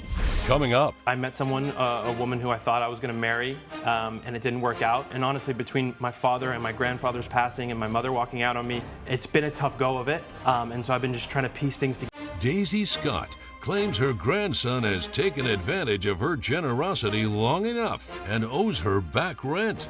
Melvin Scott says his grandmother should give him a break as he helps out financially when he can. Good day, everyone. Good day. This is the case of Scott versus Scott. Ms. Scott, you're here suing your grandson? Yes. For $1,250? Yes. Tell the court why. Well, my grandson Melvin came to live with us after his mother left him and his father had passed away, leaving him with me and my husband, who has since passed away, to be the sole custody. I paid for his tuition to go to college. He lasted 3 months. He came home from break. He never went back. His full tuition. He said, I want to pursue other career options. During that time, he went out partying a lot. He started drinking. So when he came to live with you, did you have an agreement? You need to go to school? Well, the agreement was when he came to live with us that he needed, I would pay him for school, and then by the time he was 30, where he would start paying some type of... How old was he when he came to live with you? 23. All right. So you basically were saying, listen, we'll help you go to college, help you get on your feet. When you're 30 years old, you can start paying rent then. Correct. That was the loose agreement that you had. Correct. Nothing in writing. Nothing in writing. All right. So, Mr. Scott, is this true? Is your grandmother's testimony true? I do admit that I took for granted that she paid for my college, but we didn't have any set understanding as to how long I would be there. I was just living with my grandma and grandpa at the time, and I was just trying to figure out my life and work out a plan. Coming up. Have you paid anything since you turned 30? Yes, so on the first month, it took me 2 months of saving up, this wasn't easy, but I made a huge... No, you had 8 years to save up. We're back with the case of Daisy Scott, who brought her grandson Melvin Scott to court over unpaid rent. So you didn't finish college? No, I dropped out, Your Honor. And then what happens? You get a job? Yeah, I picked up some jobs along the way, nothing serious, anything that could help pay the bills. And I met someone, a woman who I thought I was going to marry, and it didn't work out. And honestly, between my father and my grandfather's passing and my mother walking out on me, it's been a tough go of it. And so I've been just trying to piece things together bit by bit. All right, but it's been about how many years since you moved in with your grandmother? I moved in 8 years ago, and my grandfather passed away 3 years ago. Are you 30 yet? Yes, my 30th birthday just passed. Have you paid anything since you turned 30? Yes, so on the first month, it took me 2 months of saving up, this wasn't easy, but I made a huge No, you payment. had 8 years to save up. I did. I gave her $700 for the first month. Okay.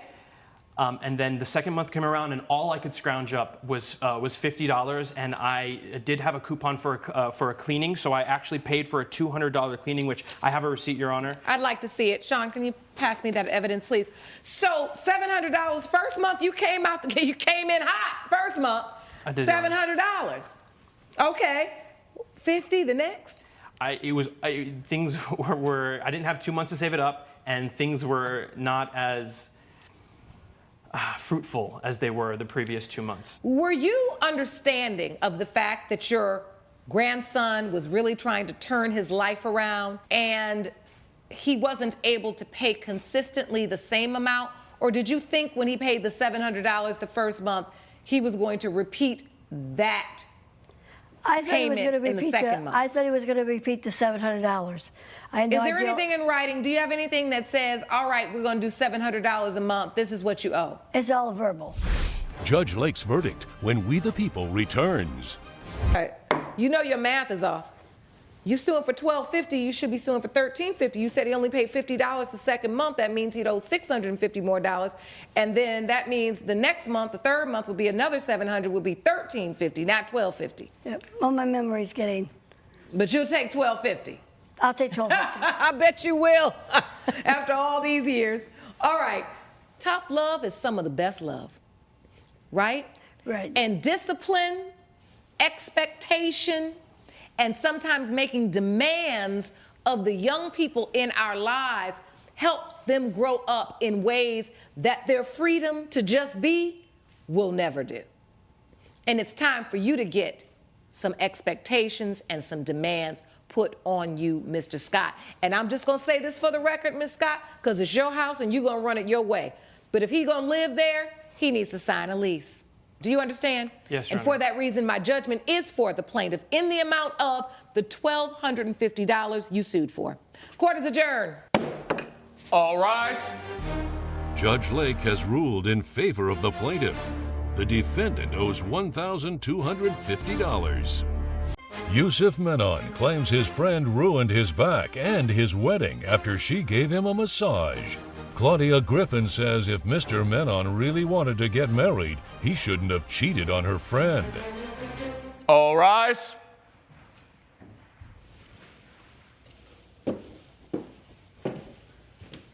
Court is now in session. The Honorable Judge Lauren Lake presiding. Please be seated. Good morning, Your Honor. Good morning. Good day, everyone.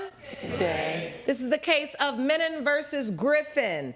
Mr. Menon, you are suing Ms. Griffin for $2,500 because you say you suffered injuries because of a massage she gave you. Yes, Your Honor. Explain to the court. So my ex-fiance and I went to Miss Claudia here for a wedding present that she offered to us. When we went there, she did my ex-fiance perfectly fine. When she came to me, all of a sudden there's a whole lot of pain going on. So you got a massage, you and your ex-fiance hired Ms. Griffin to do a massage? No, she offered us a massage. She offered it to you. It was a gift. Yes. For your engagement? For our wedding, which was the next day. Oh, for your wedding? Yes. That was the next day. And you said ex-fiance. Yes. Okay, so this is gonna be good, Sean. I think so. So you get a massage and you say for your ex-fiance it was fine. Mm-hmm. Then with you, there was a lot of pain. Yes. Okay, when you say pain, what does that mean? Because I know I don't like those deep tissue massages because they are painful on purpose. So what was the pain?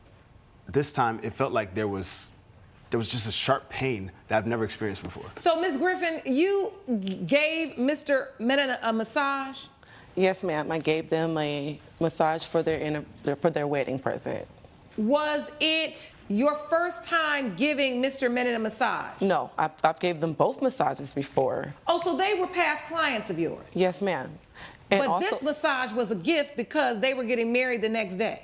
Yes, ma'am. And he complains that now that there was pain during the procedure, but I asked him several times during the procedure, is this okay? He kept telling me to go deeper, like with this macho attitude, like he said that he can take it. And so I'm going to get a client what he asked for. And so hold on, Mr. Menon. So you, during the massage, you were telling Ms. Griffin that you wanted more pressure? Yes, I go to the gym on a regular basis, and you have to really dig deep to get through the muscles.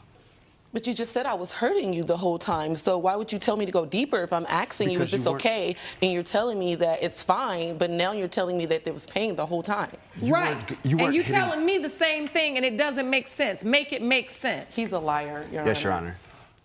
She wasn't going as deep as needed to relieve the pain that was there. So you're thinking that was a pain that you had in your back or whatever, and that if she massaged deeper, that it would then take that knot out. Which has happened before, yes. Okay, so you are admitting in open court right now that you were telling her you wanted more pressure in this massage. Yes, Your Honor. All right. So you asked for more pressure. She gave it. So why are you suing her for $2,500? What happened? Now, due to the fact that my wedding was the next day, and she's clearly against us being happy together. Why is that, Yosef? Why would I be against you guys? Wait a minute. How did we skip to that? Yeah. Why would I be against you guys We done gone from being together? massage to she's not happy you're with your fiance? She's had problems with us before. I've never had a problem with you before, Yosef. Why would I even be here? Why would I give you a massage, offer you a All right, massage? hold on. I don't have all day. So tell me what's really going on. What's really going on is this: we're here out of spite. He's upset with me because he's cheated on Paula, and Who's Paula? The fiance? Yes, Ex-fiance? my friend and his ex-fiance. Paul, stand up. You brought Paula as a witness. Yes. Ms. Deb, so you are the ex-fiance. I am. And your massage went just fine. My massage went fine. His did too. He's just mad. So you remember his reaction after he got the massage? Yes. What was it? He was fine when we walked out. I actually saw him hurt himself the week before. He was putting together a home gym in our garage. He tweaked his back and was complaining about it the whole time. When we got there, he kept telling her to go deeper. She did, and he was like, this don't faze me, because he wanted to be macho all the time, and he was fine. Afterwards, we had my bachelorette party, to which, when she disclosed to me that she knew he was cheating on me. So I called off the wedding. Now all of a sudden his back hurt and he wanted to bring somebody to court. Exactly. Coming up. Were you having an affair with someone while you were engaged to your fiance? I wouldn't call it an affair. What would you call it? And later.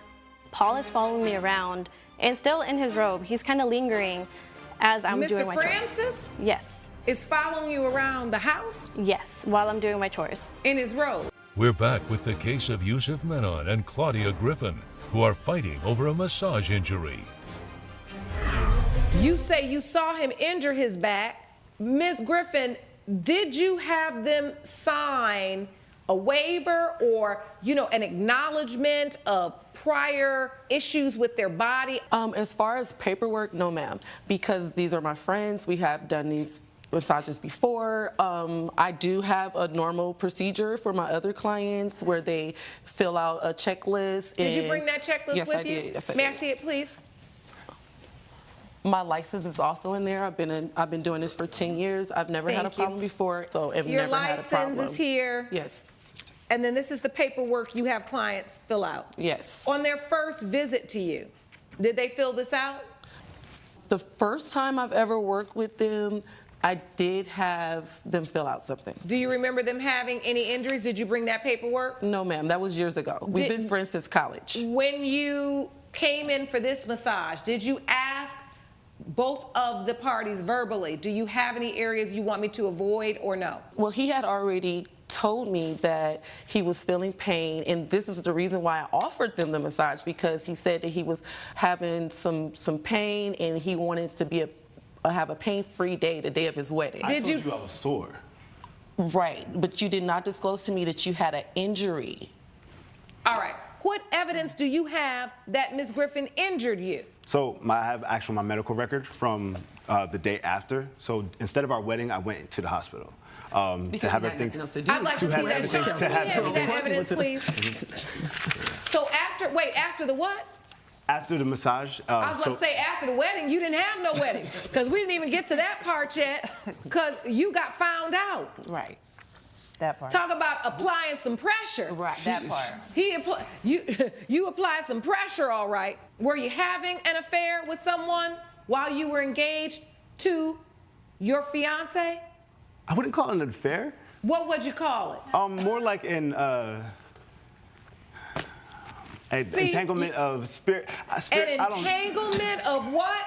Spiritual, like she. He's a clown. An entanglement of spirit. He's a liar, a cheater, Sean, and a you've been clown. in an entanglement of spirit? Not this week, not last Not week, this- not ever. Not this week.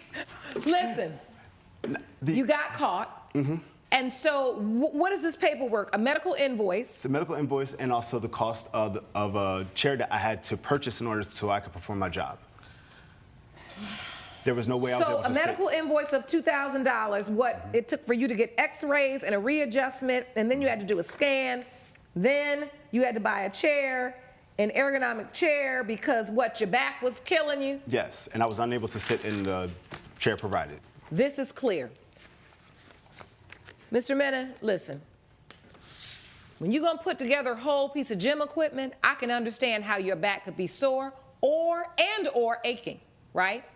When you go into a service, you should let your massage therapist know exactly what you've done and where you've gotten pain. Now, Ms. Griffin, I do have a problem with, even though they are friends, you need to understand why the paperwork you submitted to me is important. However, I do understand that if you have reoccurring clients, even at the place where I get massages, I do not do the paperwork every single time, but I have paperwork on file, and it is in the contract that if things are updated, I need to make sure I'm updating, and they also ask me verbally. What has been testified to today is that you did ask him.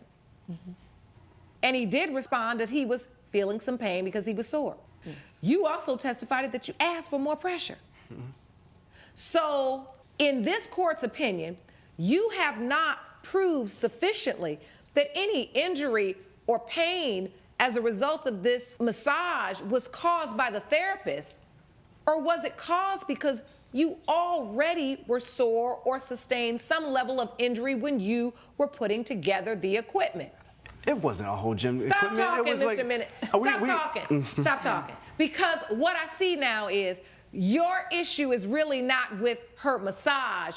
Your issue is with her message that she relayed to your fiance. Exactly. And now, look, I only call it the way I see it in here. You in a massage full of pain talking about more pressure. That's what she's going to do. You can't then get up and say, well, now I'm injured, because you're not telling her that she's causing pain. Nothing. So this case is over because I can see clear through you. Mr. Manning, your case is dismissed. Judgment for the defendant. Court is adjourned. Thank you, Your Honor. All rise. Judge Lake has ruled in favor of the defendant. The plaintiff's case is dismissed. We're supposed to be friends. No, you think this is We're funny, supposed to be Yosef? friends. Like, No, this we've is been- my business. Oh, your business, This is my yes. business. Okay, I cute. did you a favor. You may That's now the exit only the reason why I courtroom. agree with you Baby, can that we- I wouldn't Don't go baby me. further. Coming up, While he had his robe on and it was slightly open, that you felt uncomfortable, like he was potentially trying to hit on you. Yes, and honestly, I wouldn't be surprised if that's why the other nannies didn't work out. Paul and Melissa Francis claim their nanny took their money and a new job after they paid her to stick around. Jessica Cunningham says she couldn't stay once Mr. Francis behaved inappropriately. This is the case of Francis versus Cunningham. Mr. and Mrs. Francis, you are suing Ms. Cunningham for $700 for breaking her nanny agreement. Is that correct? Correct. Yes, Your Honor. Please explain to the court what happened. Paul and I were going to go visit my parents in Philadelphia for 2 weeks. So as an incentive to keep her as our nanny till we got back. We offered her $700, which is basically her salary because we pay her $400 a week. Did you accept this retainer, this amount, Ms. Cunningham? Yes, I did. Okay, so now what happened? When we got back from vacation, she continued to work the rest of the week. And over the weekend, which she has off from us, she contacted me and let us know that she was no longer going to be nannying for us. Oh, so when you got back, she quit? Yes. Your Honor, so I do have a text message here from them about the $700. I'd like to see it. Yes. So in here, it does not indicate that it was for an incentive for me to stay with them permanently. But the text message reads, let me see this. It says, hey, we know you want full-time work. Our family's going to go on vacation for 2 weeks and wanted to make sure you're taken care of. We'll be sending you $700 for the missing 2 weeks. Yeah, so the $700, I accepted it in a way that, you know, lawyers also have a retainer fee. So even if they give you their services or not, they still get paid. And that's kind of what I do. That's not how it works. When you just happen to be talking to one. When you give a lawyer a retainer fee, they work off the billable hours for the retainer. You didn't do that.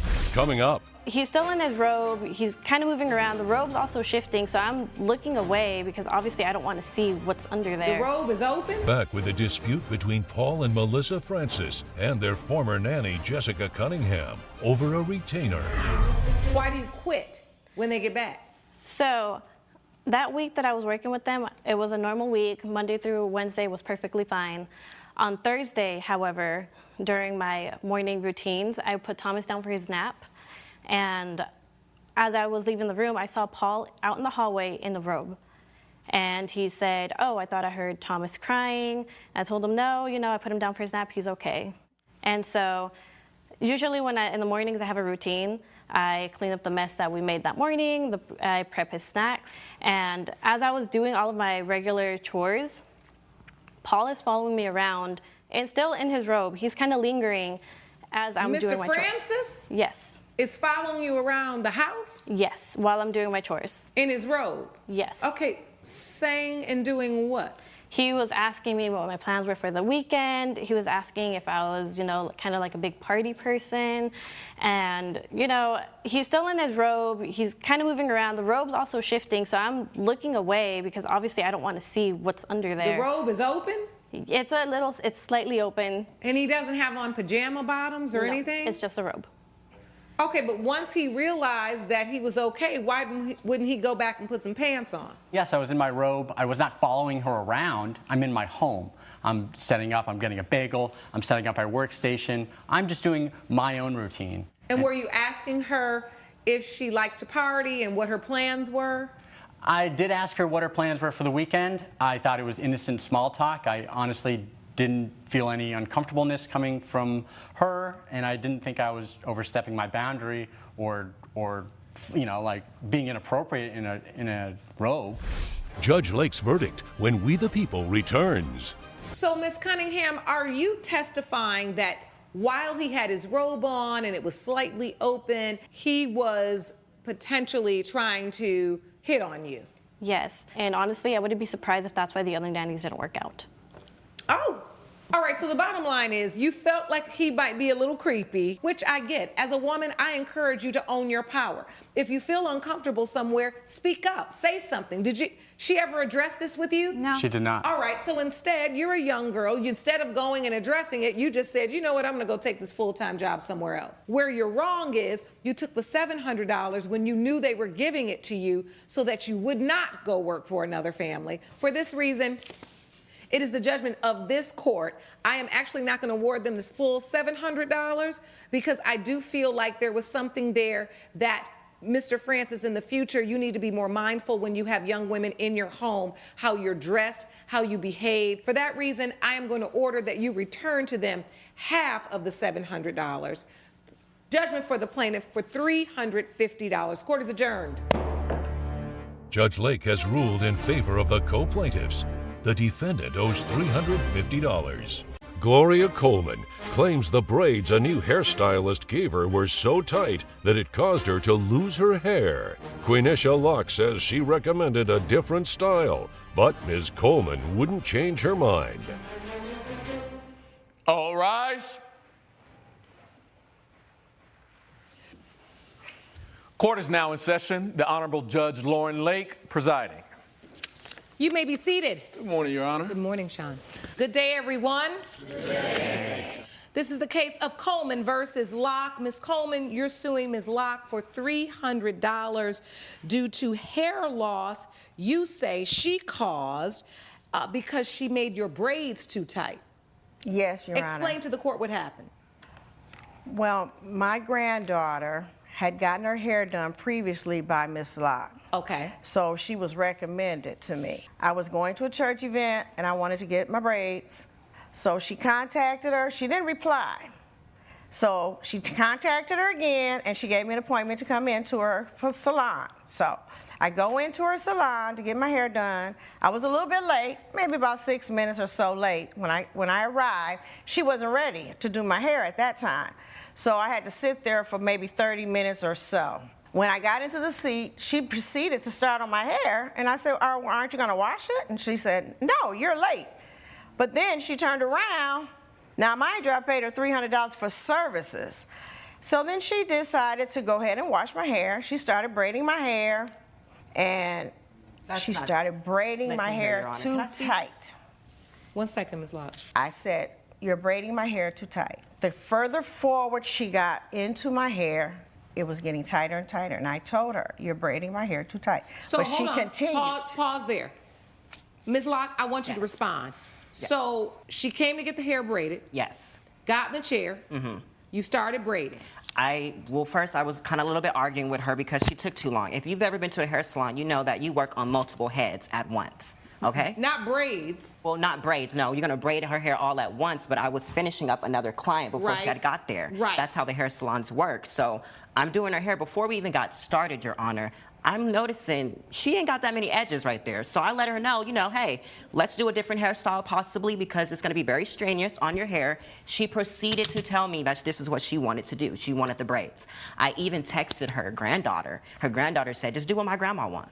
Okay, so then I'm braiding your hair. I am noticing as I'm braiding her hair, she's like, and all this and all that. So I'm like, are you tender-headed? She says, yeah, I'm a little tender-headed. So that's normal. That's normal. When you're tender-headed, it's going to hurt, period. Like it's so gonna hurt. you weren't too concerned about the oohs and the ahs because that's just normal getting your hair That's normal braided. behavior when you're tender-headed. When you're tender-headed. I know, my son used to be tender-headed. Okay, He could not so get you his know. hair combed without screaming.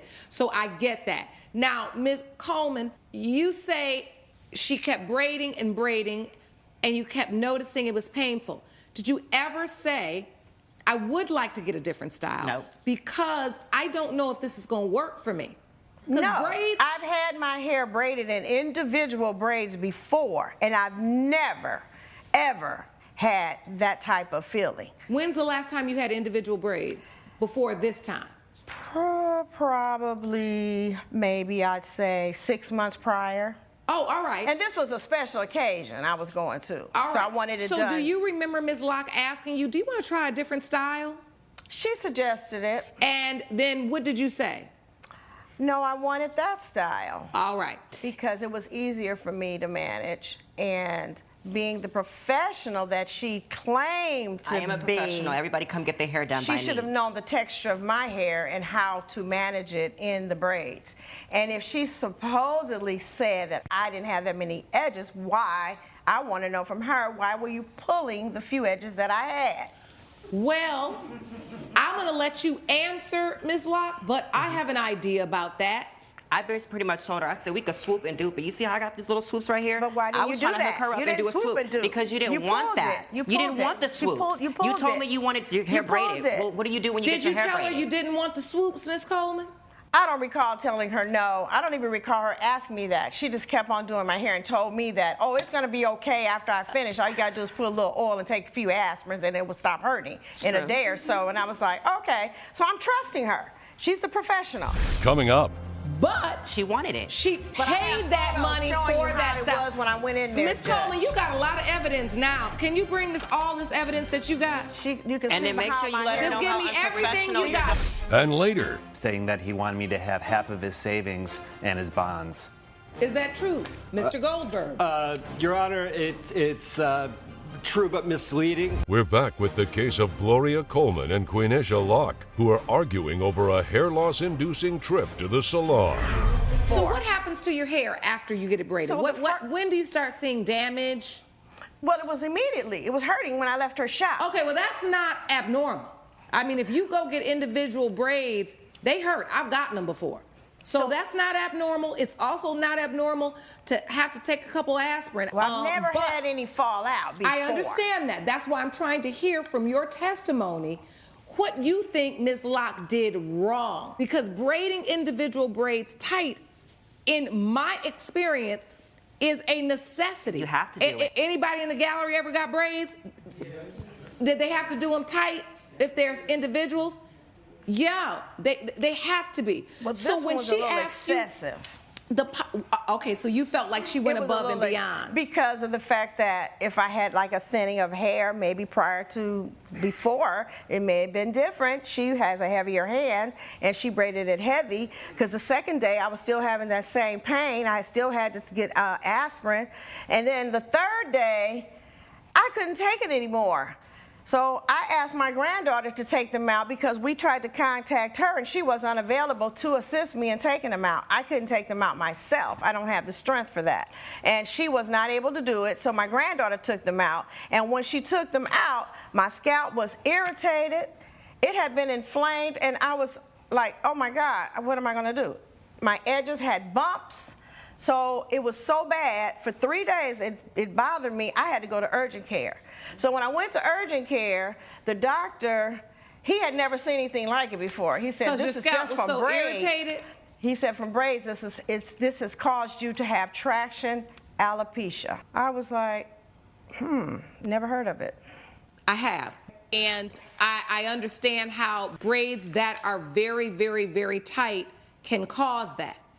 This is this court's dilemma.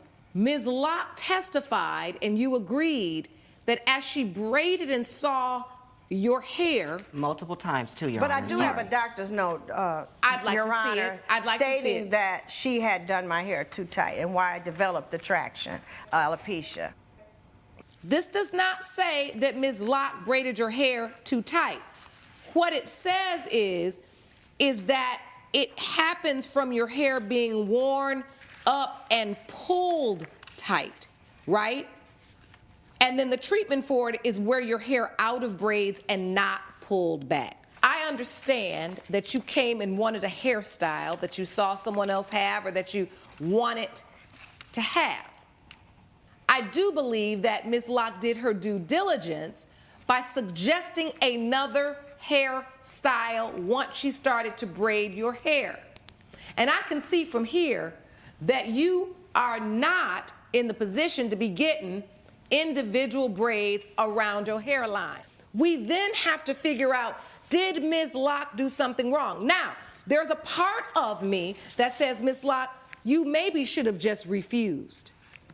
I was going to do that, but I'm trying to get my money, make my money, and I'm a professional. Well, listen, I get that, but I'm saying all money, right, ain't good money when you end up in court over it, when your first mind told you, I don't think this is the style for her.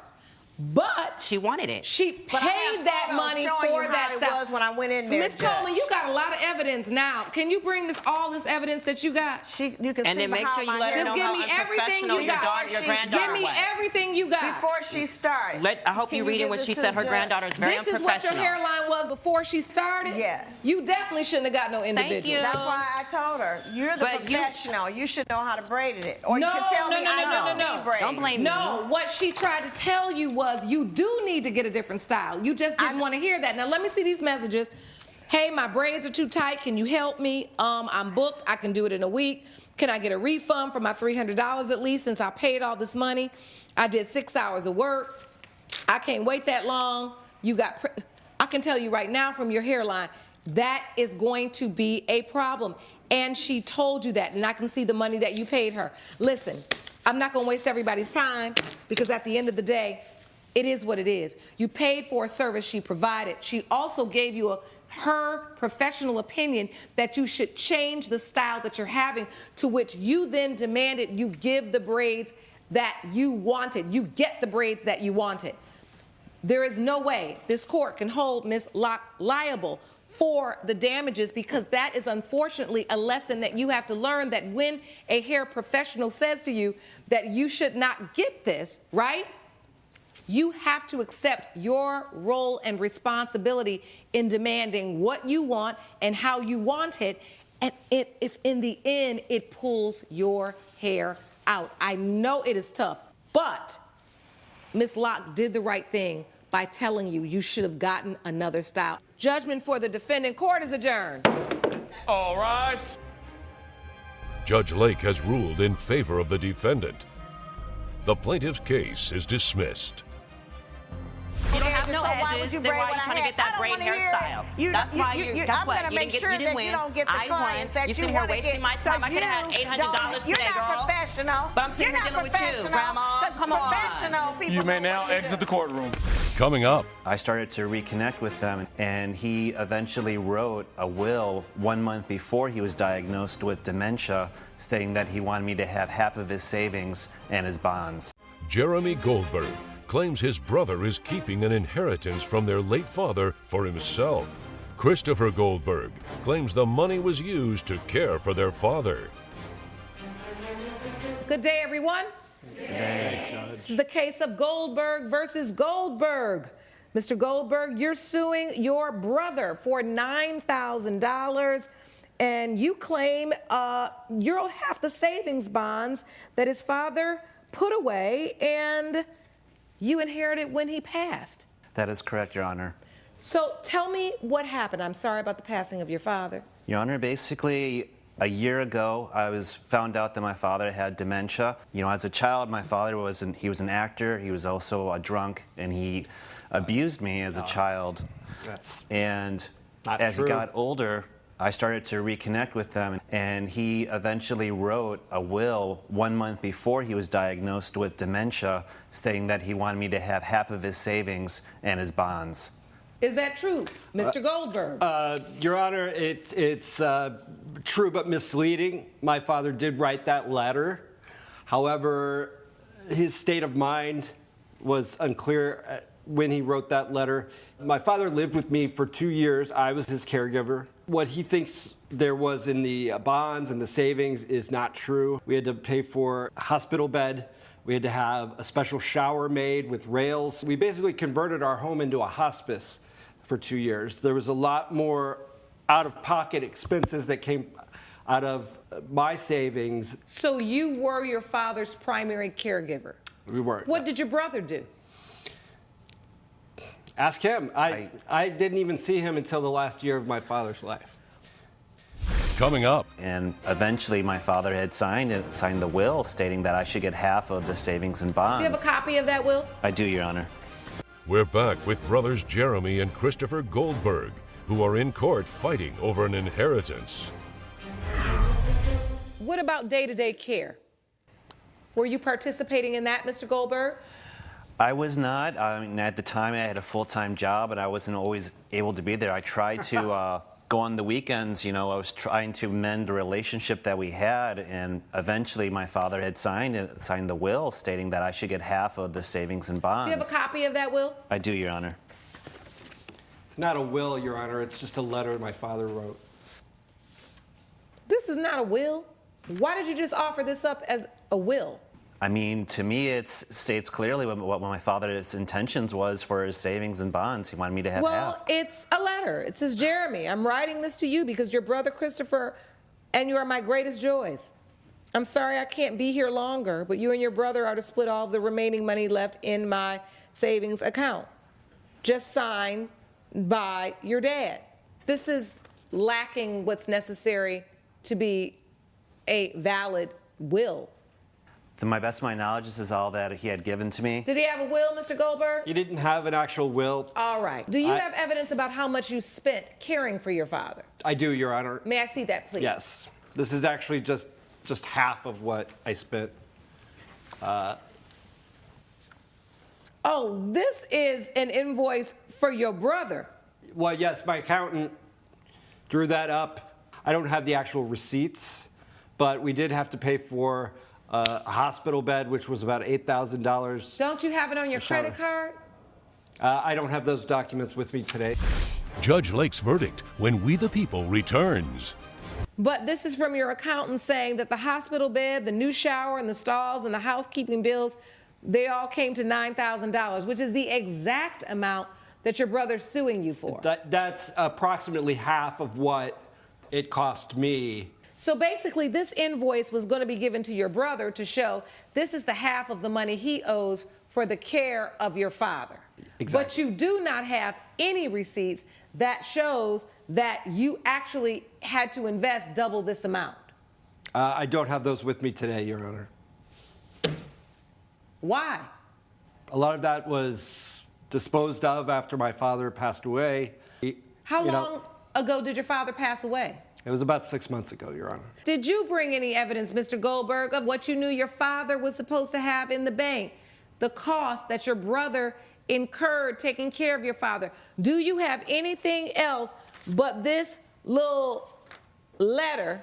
I don't, Your Honor. I heard enough. I can't rule on something that you all not even ready for court. You didn't come in here with no paperwork. You didn't come in here with no receipts. You didn't come in here with no bank accounts. I think you all need to spend more time honoring your father by not fighting over money.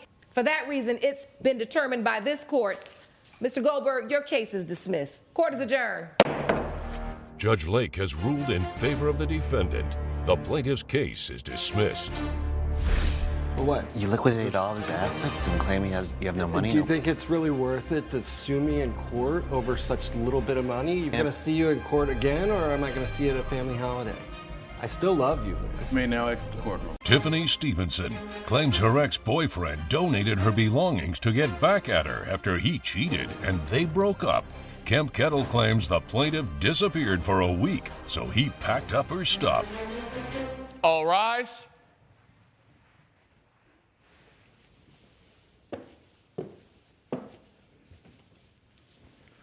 Court is now in session. The Honorable Judge Lauren Lake presiding. You may be seated. Good morning, Your Honor. Good morning. Good day, everyone. Good day, Your Honor. All right, so this is the case of Stevenson versus Kettle. Ms. Stevenson, you are suing Mr. Kettle for $700, the value of clothes you say he gave to the Goodwill unauthorized. Explain. So, Your Honor, I never believed that I would be here or doing anything like this. So I was living in Atlanta, and I met this man, and I stopped my entire life for him, and I moved here to be with him and everything. And 2 years in, he cheated on me, and I gave him a second chance. I allowed him to be a better man, to stop what he was doing, to devote himself to our family, to us, and everything was fine for a while. And then the day after our 3rd year anniversary, a girl was banging in the front door saying that she was sleeping with him. They had been dating for 3 months, and I was done. I can't be with somebody like this. So I left the apartment. I couldn't see him. I couldn't be near him. His sister lives nearby. We're like best friends. And I stayed with her. And I finally called him and I said, look, we're done. I cannot be in this relationship anymore. You disrespect me all the time. You cheat on me.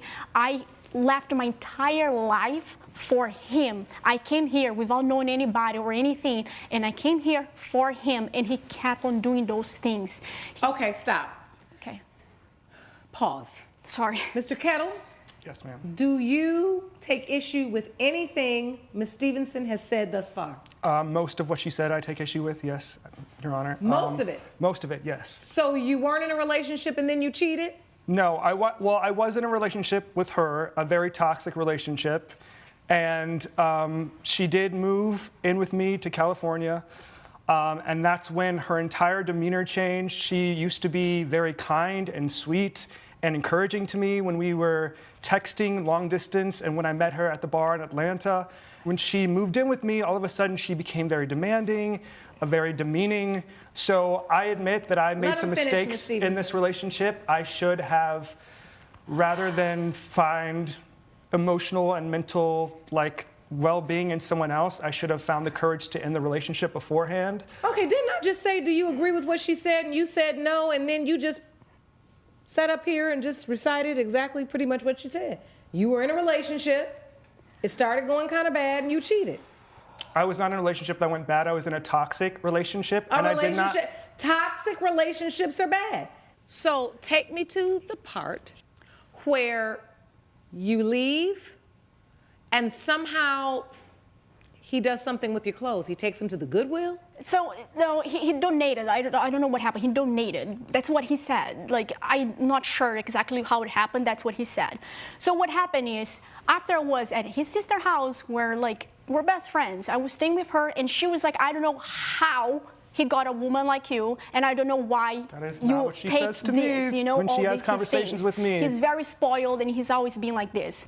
So I was so broken, because twice now he had cheated, twice. I went to his sister. After like 2-3 days, I called him and I said, we're done. I cannot be in a relationship with you anymore. This is like really toxic. This is not good for me.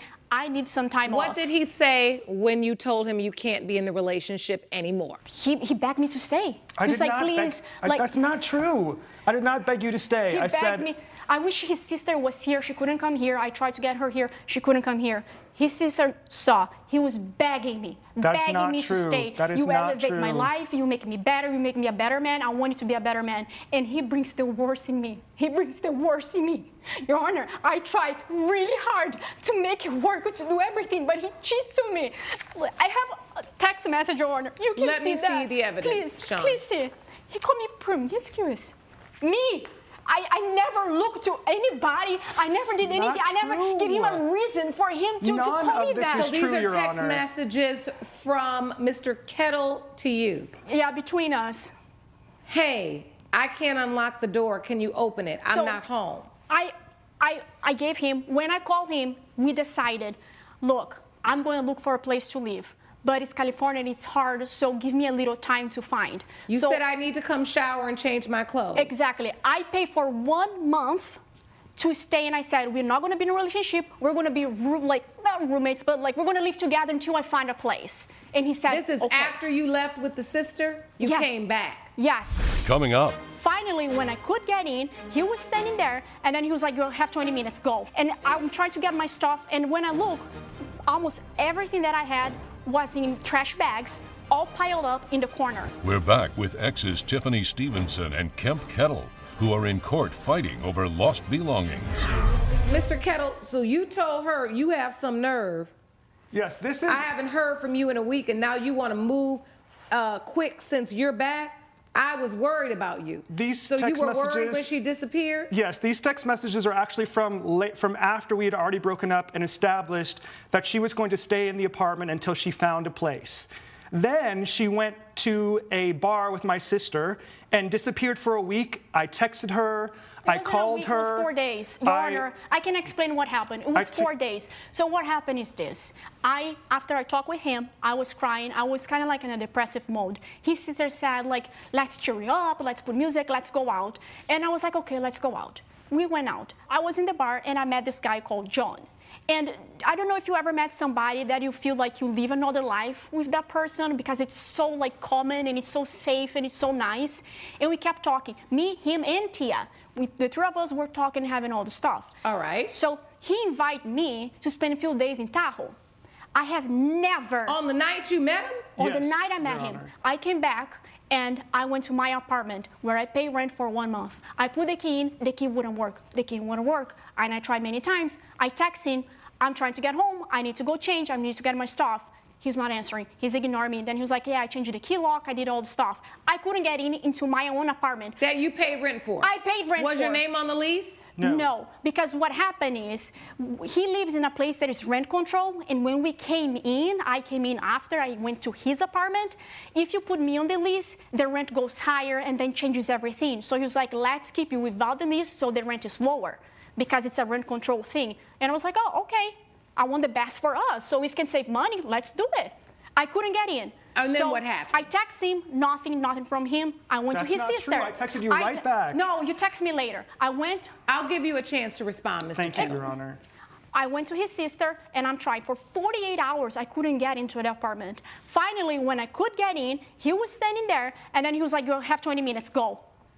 And I was like, okay, I was already like, it was such a weird situation because it's been 3 years, and I'm trying to get my stuff, and when I look, almost everything that I had was in trash bags, all piled up in the corner. And he was like, you can't just get and go. And it's Did you have her things in a trash bag, Mr. Kettle? No, Your Honor. I had her things in a series of duffel bags that I had set neatly by the front door in the hallway. What had actually happened was she left for Tahoe for about a week. I did not know what was going on with her. I texted her several times because our agreement was that she would stay in the apartment until she found a place of her own. That was the agreement. So I'm not hearing anything from her for a week. I make a group chat with her and my sister. I'm saying, you know, if you don't hear back from Tiff in a day or so, I'm going to file a missing persons report because I don't know what's going on with her. You're genuinely worried. I'm genuinely worried. Do you have any evidence you brought today? I do, yes, Your Honor. May I I have see these it? text messages, chains. And these text messages are presented to the court to show what? To show that I did text her several times while she was gone. She did not respond to any of those text messages. Your Honor, Tiff, are you okay? Why aren't you answering my calls? It's been 3 days. Where are you? Just let me know you're okay. Text me or Tia if you're okay. It's been a week. This is crazy. Please respond. I'm worried about you. Your Honor, may I answer, please? No. Hey, Tia, if I don't hear from you, Tiffany, I'm going to file a missing persons report. It's been 2 days. Hey, bro, Tiffany just texted me. She says she's okay and we'll be home later. Can you tell her to answer my text? I'm worried about her. She said, don't worry, she's home soon. So the bottom line is you were blowing her up because you thought something had happened to her when she disappeared for a week. I did. Did you change the locks on the door? I did, Your Honor. I did change the locks. And did you change the locks? You're so worried about her. This is where she lives and her things are, but you changed the locks. I was worried about her, and then I got that message from my sister Tia that said she's fine. But so I'm assuming that, okay, well, she's fine. She hasn't responded to me. She hasn't communicated to me. So I'm assuming she's not coming back. She has gone off for a few days before and not communicated. So I'm assuming she's not. Mr. Kettle, I wasn't born yesterday. You were not assuming that she was never coming back. All her things were there. You were assuming that she was with another man and you were furious about it, so you changed the lock so she couldn't get in the house. That is not true, Your Honor. I was assuming that she had found another place, like we had discussed. So she found another place and was never going to have to be able to get into that place to get her things? I welcomed her to get back to get her things. So take me to that part. Okay. When did you say you can come get your things? Because I already see what's happening. I mean, this is obvious. This is obvious. This is classic breakup. You getting back at him. Then, of course, you know, y'all men can dish it out. You can't take it. So then once she went off, then you got mad and changed the locks. And then once she changed the locks, she couldn't get back in. Coming up. Were you paying money, though, out of your own pocket for the rent, or were you giving it directly to him? To him. Okay. Did you bring any proof of that? No, it was $9.35, like every month I was went to worse. I know. Okay. Terrible. It's like, why would I write anything? This is the man of my life. This is like my future husband. We're back with exes Tiffany Stevenson and Kemp Kettle, who are in court fighting over lost belongings. So how much time did you give her to get in, to get her stuff, or did you give her any time? This is too classic for me. I did give her time to get her stuff. What she is referring to, those 48 hours, I was away on a work trip. And so I said, I will be back in 2 days, and then you can come in and get all your things. When did you let her in the house? I let her in the house when I got back from my trip, 2 days later. Why would he change the lock, knowing that I live there? We know why he changed the lock, Miss Stevenson. We already understand that. The problem is you're not on the lease. I hate to break this to you. I know. So moving on, were you paying money, though, out of your own pocket for the rent, or were you giving it directly to him? To him. Okay. In cash or by? Cash. Even worse. Did you bring any proof of that? No, it was $9.35, like every month I was given. Worse. I know. Okay, terrible. It's like, why would I write anything? This is the man of my life. This is like my future husband. Well, like, why would you pay with a check? Then. You've got all of these online transfers. You've got Venmo. You've got Zelle. You've got Cash App. You've got this. That is not true. I never said that. That was her idea. She wanted to pay with cash. So was she paying part of the rent? She did pay part of the rent, yes, for that month. All right, so you changed the locks even though you knew you had someone, a tenant, a person, paying part of the rent. You were wrong for that. when you get to the point where you go get your things, why don't you get it? Because I went in, I got some of our stuff, okay, that he had packed like a crazy man in a plastic bag, a trash bag, and I got it. After 2 weeks, I got found in my apartment, and I'm taking everything out. There was a whole bunch of things missing, things that he knew that I love. He knew that I cherished them. Coming up. I said you have about 30 minutes. No, you 20. grab your stuff, and that is not true. 20 minutes. Would you let me talk since I sat here quietly and let you talk? We're back with exes Tiffany Stevenson and Kemp Kettle, who are in court fighting over lost belongings. Did you reach out to him and say some of my things are missing? Yes, you have right there, Your Honor, on the second one, the text message that I have. It's written right there. I texted him. I said, some of my things are missing. Can you please get to me and I'm get some of the unpacking. things? Some of my things are missing. I told you I was cleaning. I gave you a chance to pick up whatever you left, but you were ignoring my calls. Really? You're mad? He said, I told you to get them, but you didn't. That's not my fault or my problem now. You need to pay for my clothes. Mr. Kettle, how long did you give her to get her things? She came to the house. I said, you have about 30 minutes. No, you 20. grab your stuff, and that is not true. 20 minutes. Would you let me talk since I sat here quietly and let you talk? He did. I'm sorry. You had an opportunity to go and look through that house up and down to see if your things were in there, but you did not do your due diligence and look everywhere because you were upset and angry and probably acting like you are right now. So you snatched the things up, but then waited 2 weeks to see what was inside, then realized some things were missing. Then you called him back and said there are things missing, and then you said it's not my problem because I already gave you chance to look all through the house. Is that right? At that point, Your Honor, yes. I had already given that All I back. want to hear is that. Not fully, because he said he packed everything, Hold all on. my stuff. So, Mr. Kettle, at that point, did you look through the house anymore for anything that you felt like she said was missing? I did, Your Honor. Did you see anything? I did not, Your Honor. Did you take any of her things to the Goodwill? I took a bag that we'd already agreed was donation to the Goodwill. I did not look inside of it. The last that I checked, when we decided what was going to the Goodwill, her Jordans were not in there, her jeans were not in there, whatever else she's claiming was not in there. You dropped one bag off at the Goodwill. I dropped one bag off at the Goodwill, Your Honor. And you are testifying today that you did not destroy any of her other things? Absolutely, Your Honor. That is what I'm testifying. All right. I've heard enough. Whew. Y'all have worn me out today. Judge Lake's verdict when We the People returns. Let me tell you something, woman to woman, and I'm just going to give you this little piece of advice. It's called I drop a dime and you pick it up if you want it. Do not ever give up a place where you live for a relationship that you do not know is going to make it or not. When you move across the country for somebody, right, and don't have your name on a lease and can easily lose access to a place, whether it's right or wrong, you should protect yourself as a woman. Do you understand me? I do. And look out for yourself, because there comes a time where just playing the victim is no longer going to work for But you. Your Honor, I'm done taking testimony. I've heard it. You've repeated the same story 5 times. And the only thing you haven't told me in the last 25 minutes is that when he gave me time, I searched that whole entire house up and down for my things. Court is adjourned. Judgment for the defendant. Judge Lake has ruled in favor of the defendant. The plaintiff's case is dismissed. I told you that the truth would come out and the truth would set us free. You know what? You were always doing all this behind my back, and you were telling me that I could talk and say my truth as much as possible. No one would believe me, but they did believe me. Ridiculous. This is ridiculous. Richard Freyson claims a comedic birthday roast went way too far, costing him a valuable client. Birch Cashup says it was all in good fun and is countersuing for $4,000. All rise.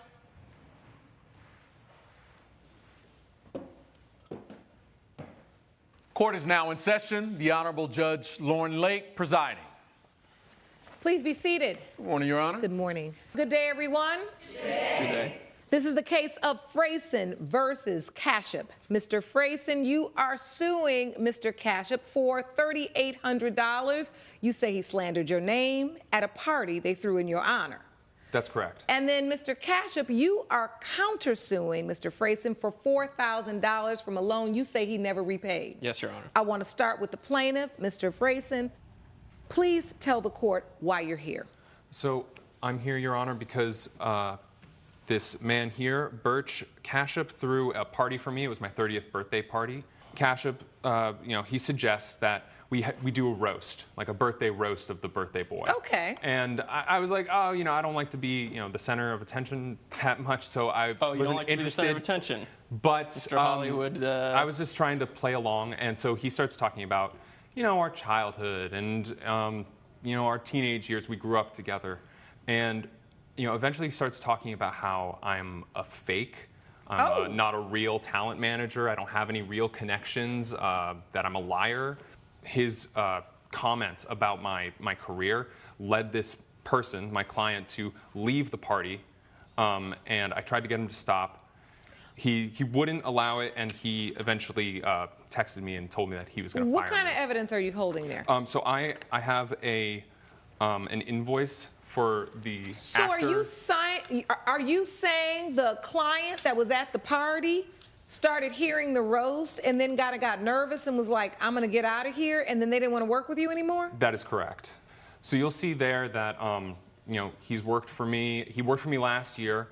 He earned me $3,800 in commission. Let me be clear now, Mr. Kashup, when you started this, were you one of the people actually hosting this party? Yes. I was hosted at my residence. How long have you two known one another?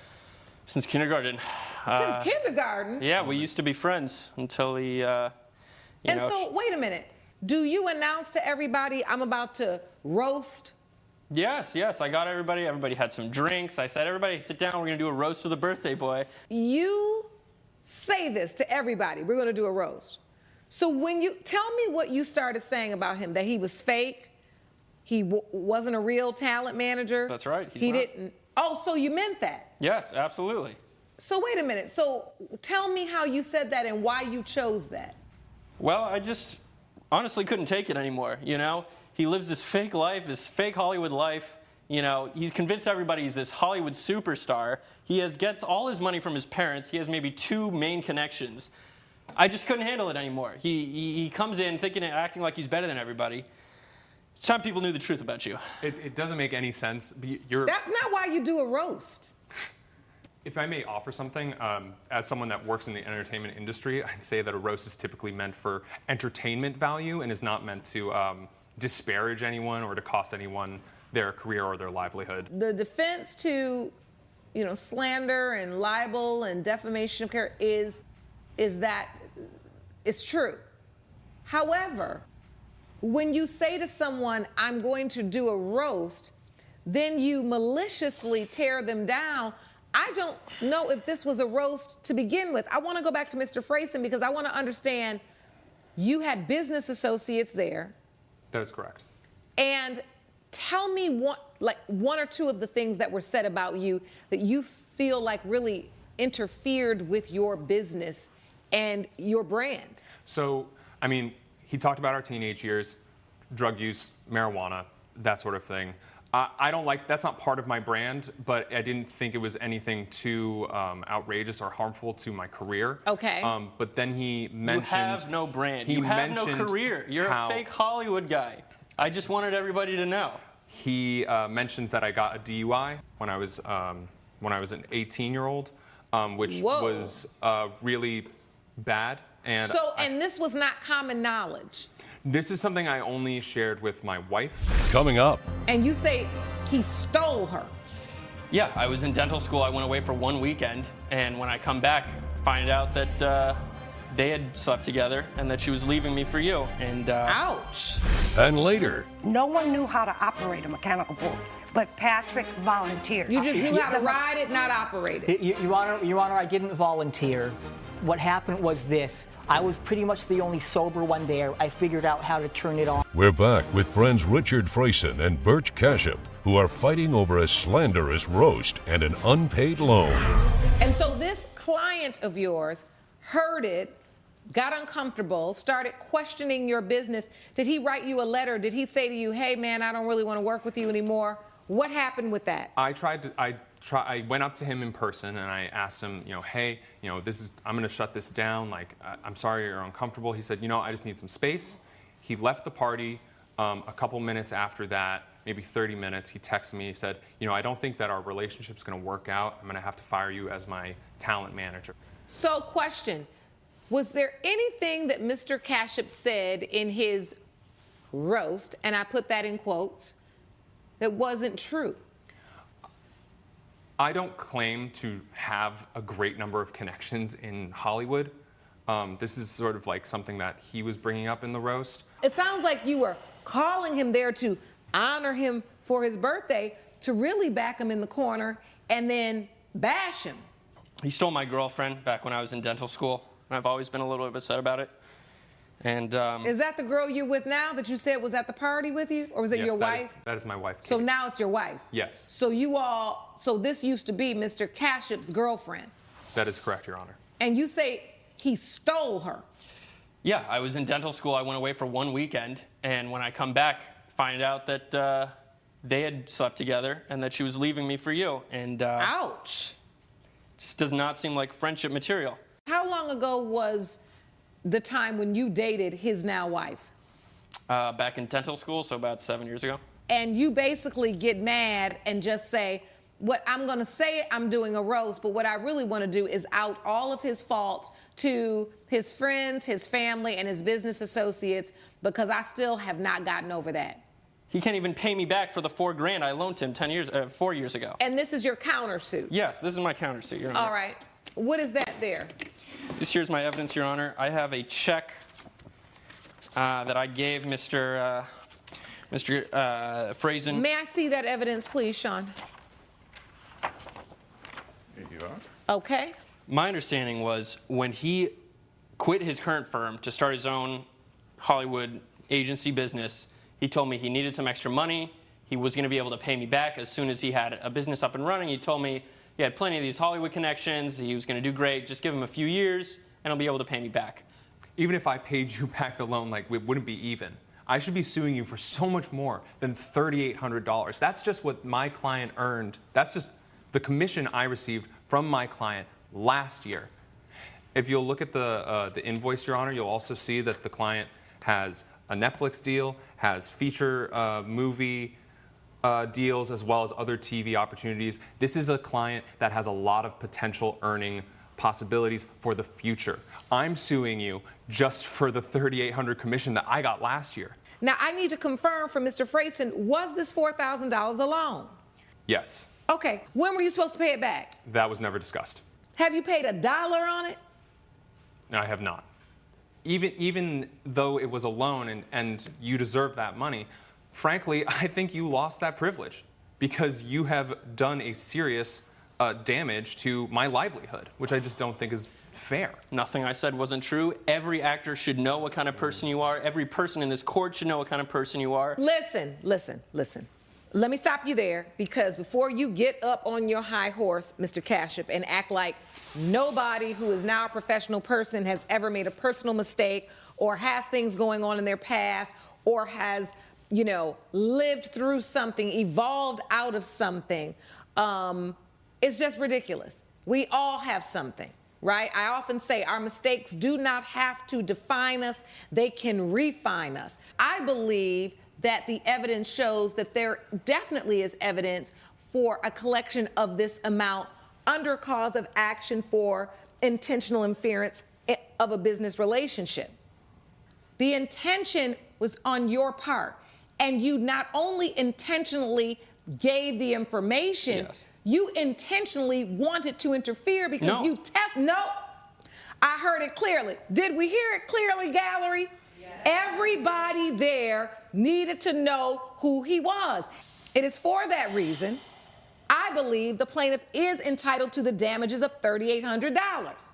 However, you have a countersuit for $4,000 for money you say he owes you, and he admits that he owes you.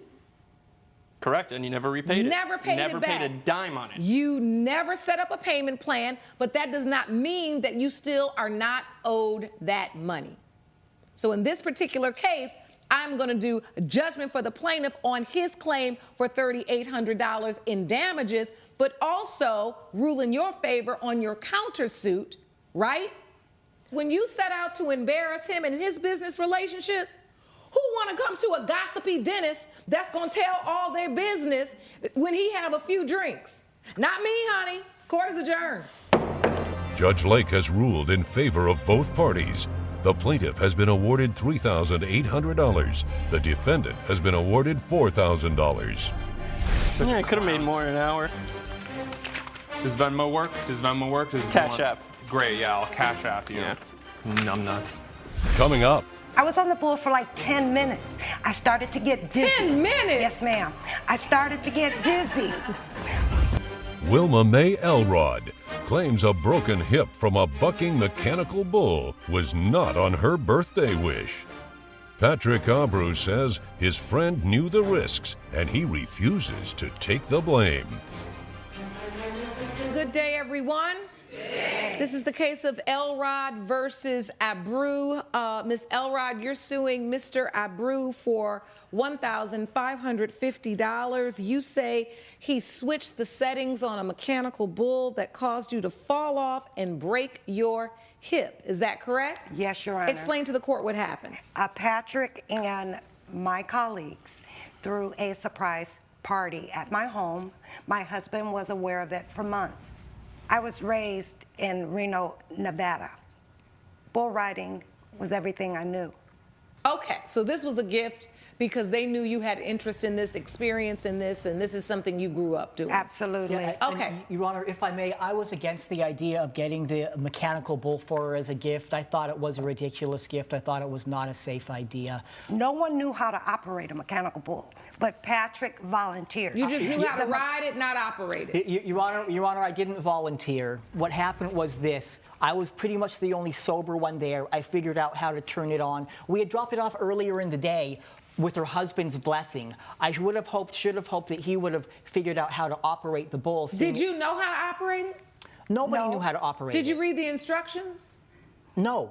I was on the bull for like 10 minutes. I started to get dizzy. 10 minutes? Yes, ma'am. I started to get dizzy. And then I said, stop. He did the opposite. If you could stay on a mechanical bull, do you know how long 10 minutes Yes, is on a ma'am. mechanical bull? That's how I know ride. y'all gonna think I'm crazy, but I have actually done this. Coming up. He knew that, and he Look, let me, and he took it higher. When I said stop, Your Honor, you took it faster, Your Honor, if and I- that caused me to fall All off. right, let's get some order. We're back with a dispute between Wilma Mae Elrod and Patrick Abreu over a mechanical bull-related hip injury. Your Honor, may I please show you my fracture? Yes, As a please result send me this of- evidence. Give me of this him evidence, not Sean. stopping. Your When Honor, I asked you to stop, you kept going faster. The $1,550 you're suing for is based upon what? All of my medical expenses. Do you have proof of that? Yes, Your Honor. May I see that, please, Sean? But Your Honor, I have some more evidence here. I did attempt to have Patrick help me via text. I'd like to submit as well. I did not want to come here. Wilma Mae, I hope you're okay. It's not my fault. You don't have any business riding a bull when you've been drinking. Well, you knew that. He knew that. He knew that, and he Look, let me. And he took it higher. When I said stop, Your Honor, you took it faster, Your Honor, if and I- that caused me to fall All off. right, let's get some order. Your Honor, if I may, when she told me the only instructions I heard from her was to turn the mechanical bull up and then turn it up a little bit more. So did you hear her or did you see her saying stop? No, I saw her riding like this. The crowd, it was very loud. The crowd was saying. How many? Over 100 people were there to congratulate me, Your Honor. And the crowd was yelling faster, faster. She was smiling. She was riding it like this. I was doing this. Stop, I thought she said raise the Oh, roof. you thought she was doing the balance thing. After 10 minutes. No, because that's after what you 10 do. minutes, That's what you do. 10 minutes I was on that thing. Okay, 10 minutes. 10 That's- minutes. This is the part that I can't understand. Okay, I heard enough. I'm done. Judge Lake's verdict when We the People returns. So the point is, a guest who's at your home who was authorized by your husband ends up working a bull, which I can't imagine is nothing more than a button that keeps going to one level to the next level. And that is the whole point of riding mechanical bull, is at some point you go to the level that throws you off. The whole point of riding a mechanical bull is not for you to be on there all day like you on a merry-go-round. But wouldn't he? I'd have been sick of looking at you ride the mechanical. Patrick have known that, Your Honor? No, everybody is waiting to see when you gonna fall. That's the whole point. Right. Unfortunately, when you fell, you broke a hip, but I will not, in this courtroom today, hold a guest liable for $1,550 for a risk it is obvious that you took on yourself, and a risk that you have taken on consistently for your lifetime. Yes, Your Honor. Riding real bulls and fake bulls. Yes, Your Honor. This is so clear to me. Judgment for the defendant.